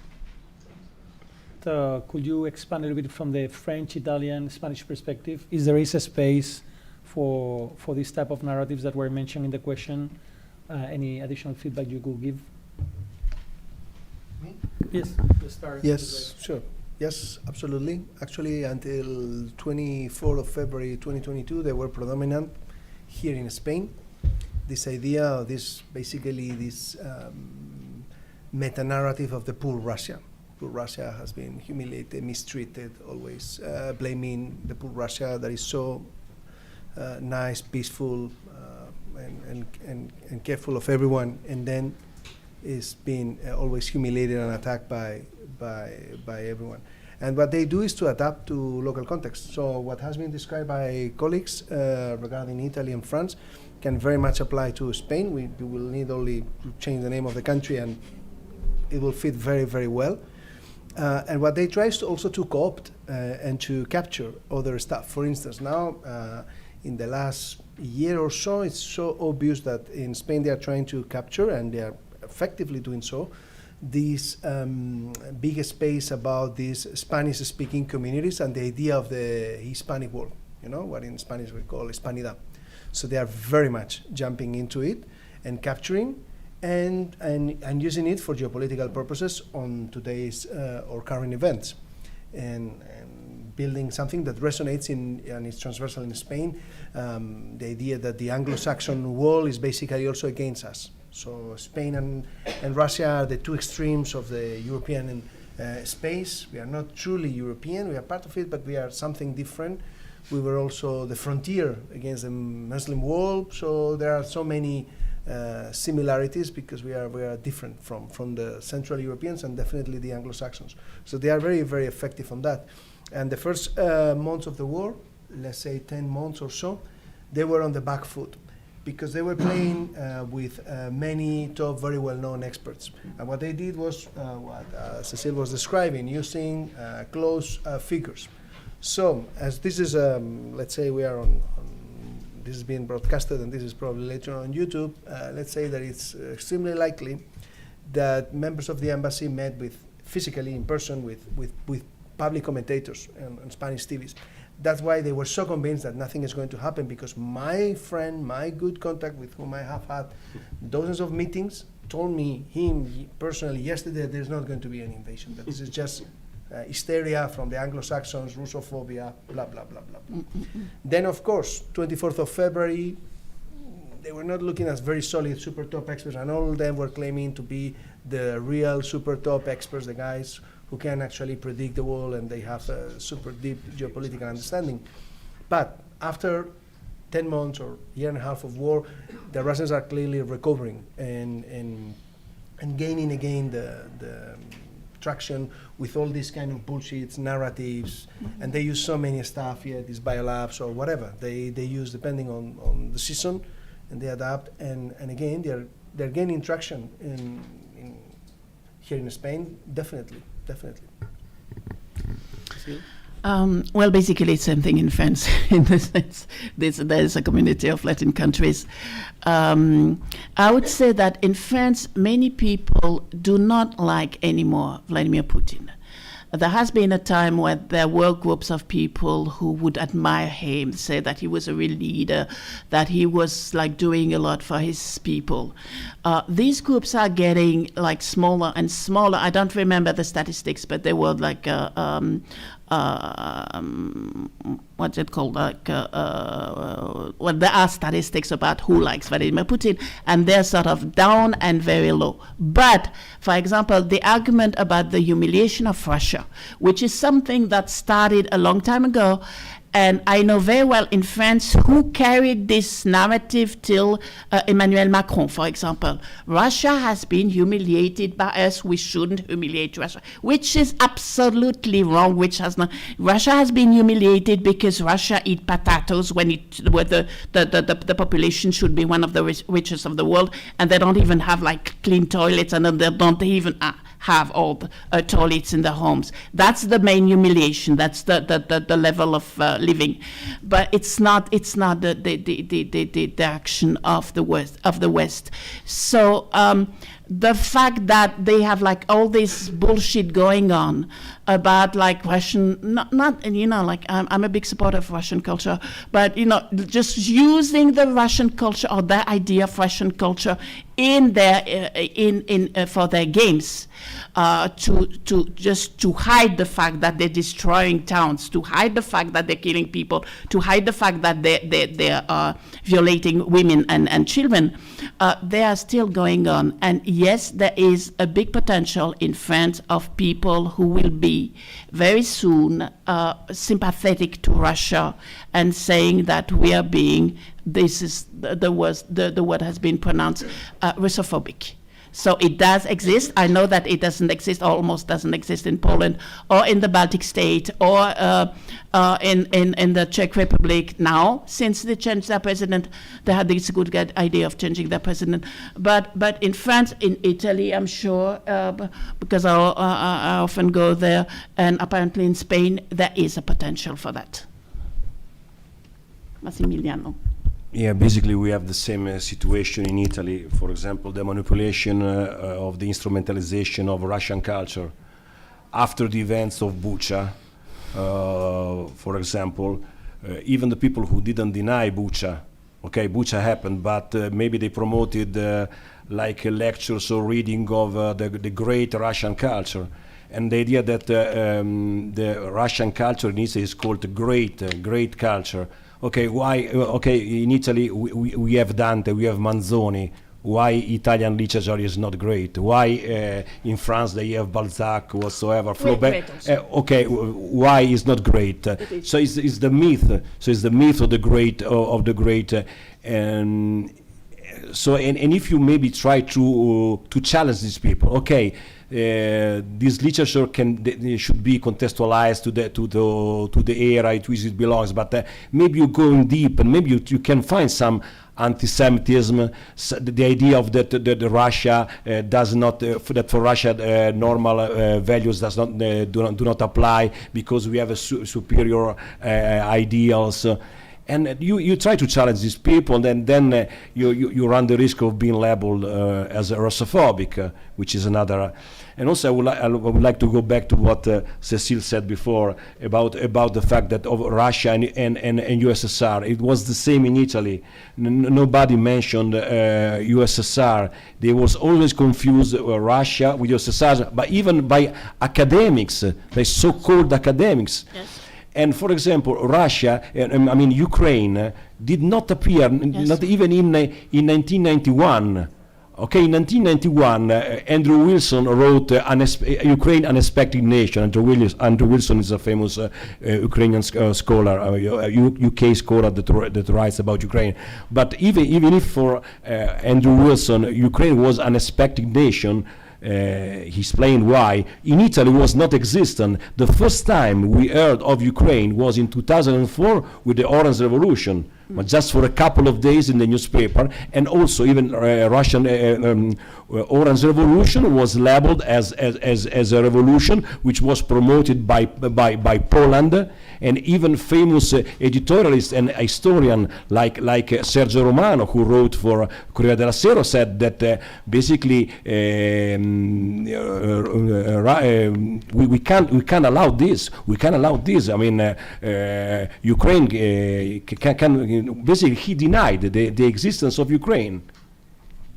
That was the situation, you know.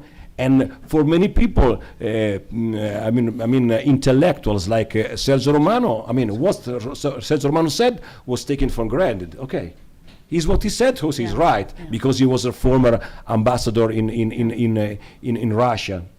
So that's the, I know, this is the climate. Just to give you an example, I think I gave you some example before.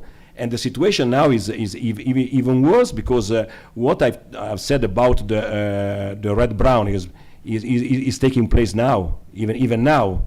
A couple of days ago, there was a foundation of a new movement.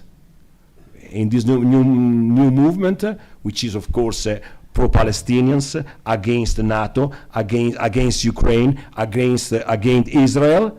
There are politicians and intellectuals from the far right and from the far left. And they said, okay, this is just an old story, right and left. There is no more the Cold War. We are together because we have the same ideas. We should stop the U.S. influence in Italy. Yeah. May I add one little thing to what was said? Let me just do a quick check. Do you mind if we have? No. He doesn't mind. He doesn't mind. Nobody. It's okay. No. It's just like 2 minutes. I would say. I would like to say something. Like everything is what he said is also applies to France. I think there's one thing that we should and journalists should work on. It's a question of money, because I've been talking about the ideological contest. You've been talking about the ideological contest. It's a reality. The fact that people on the right, on the left, and for all these historical reasons. But you may have seen that in Germany, for example, a guy who wrote a very positive book on Russia and Putin, Pfizer, something like that, it was proven that he had received 600,000 euro from Russia. And I was very happy when I heard that. Very happy because I've heard such stories in France, where the Russian ambassador in France, that was before the attack, had offered to editors a lot of money to publish some books. And a lot of money was also in the hundreds of thousands. And I couldn't write about them because the people who had told me that, they told me, but they asked me not to tell about it. So now we have more and more information about some people being paid. So what we have in our countries, we have sort of idiots who think, well, like Russia, the Second World War. We have some people who are in this ideological mess with Palestine and all this stuff that have nothing to do with Russia. Plus, we have agents, and I know of some agents in America who went there in the 60s in the migration, and they're very nice, planted in America, and some people start talking about them, so they are there to just make this information and disinformation rebound. And we have paid people. And when we're talking about paid people, it's not 10,000 euro. It's more than 2,000 euros. So I think, and I don't know how, because if I knew, I would have done that before, we have to find who was paid and what for, even if we don't know all of them. And that was also the case in France in the 30s, as a matter of fact. Even if we don't know, I really like you, if we really don't know all of them, we have to know that it exists and it's not a myth. So journalists work on useful things. Thank you very much. Thank you so much.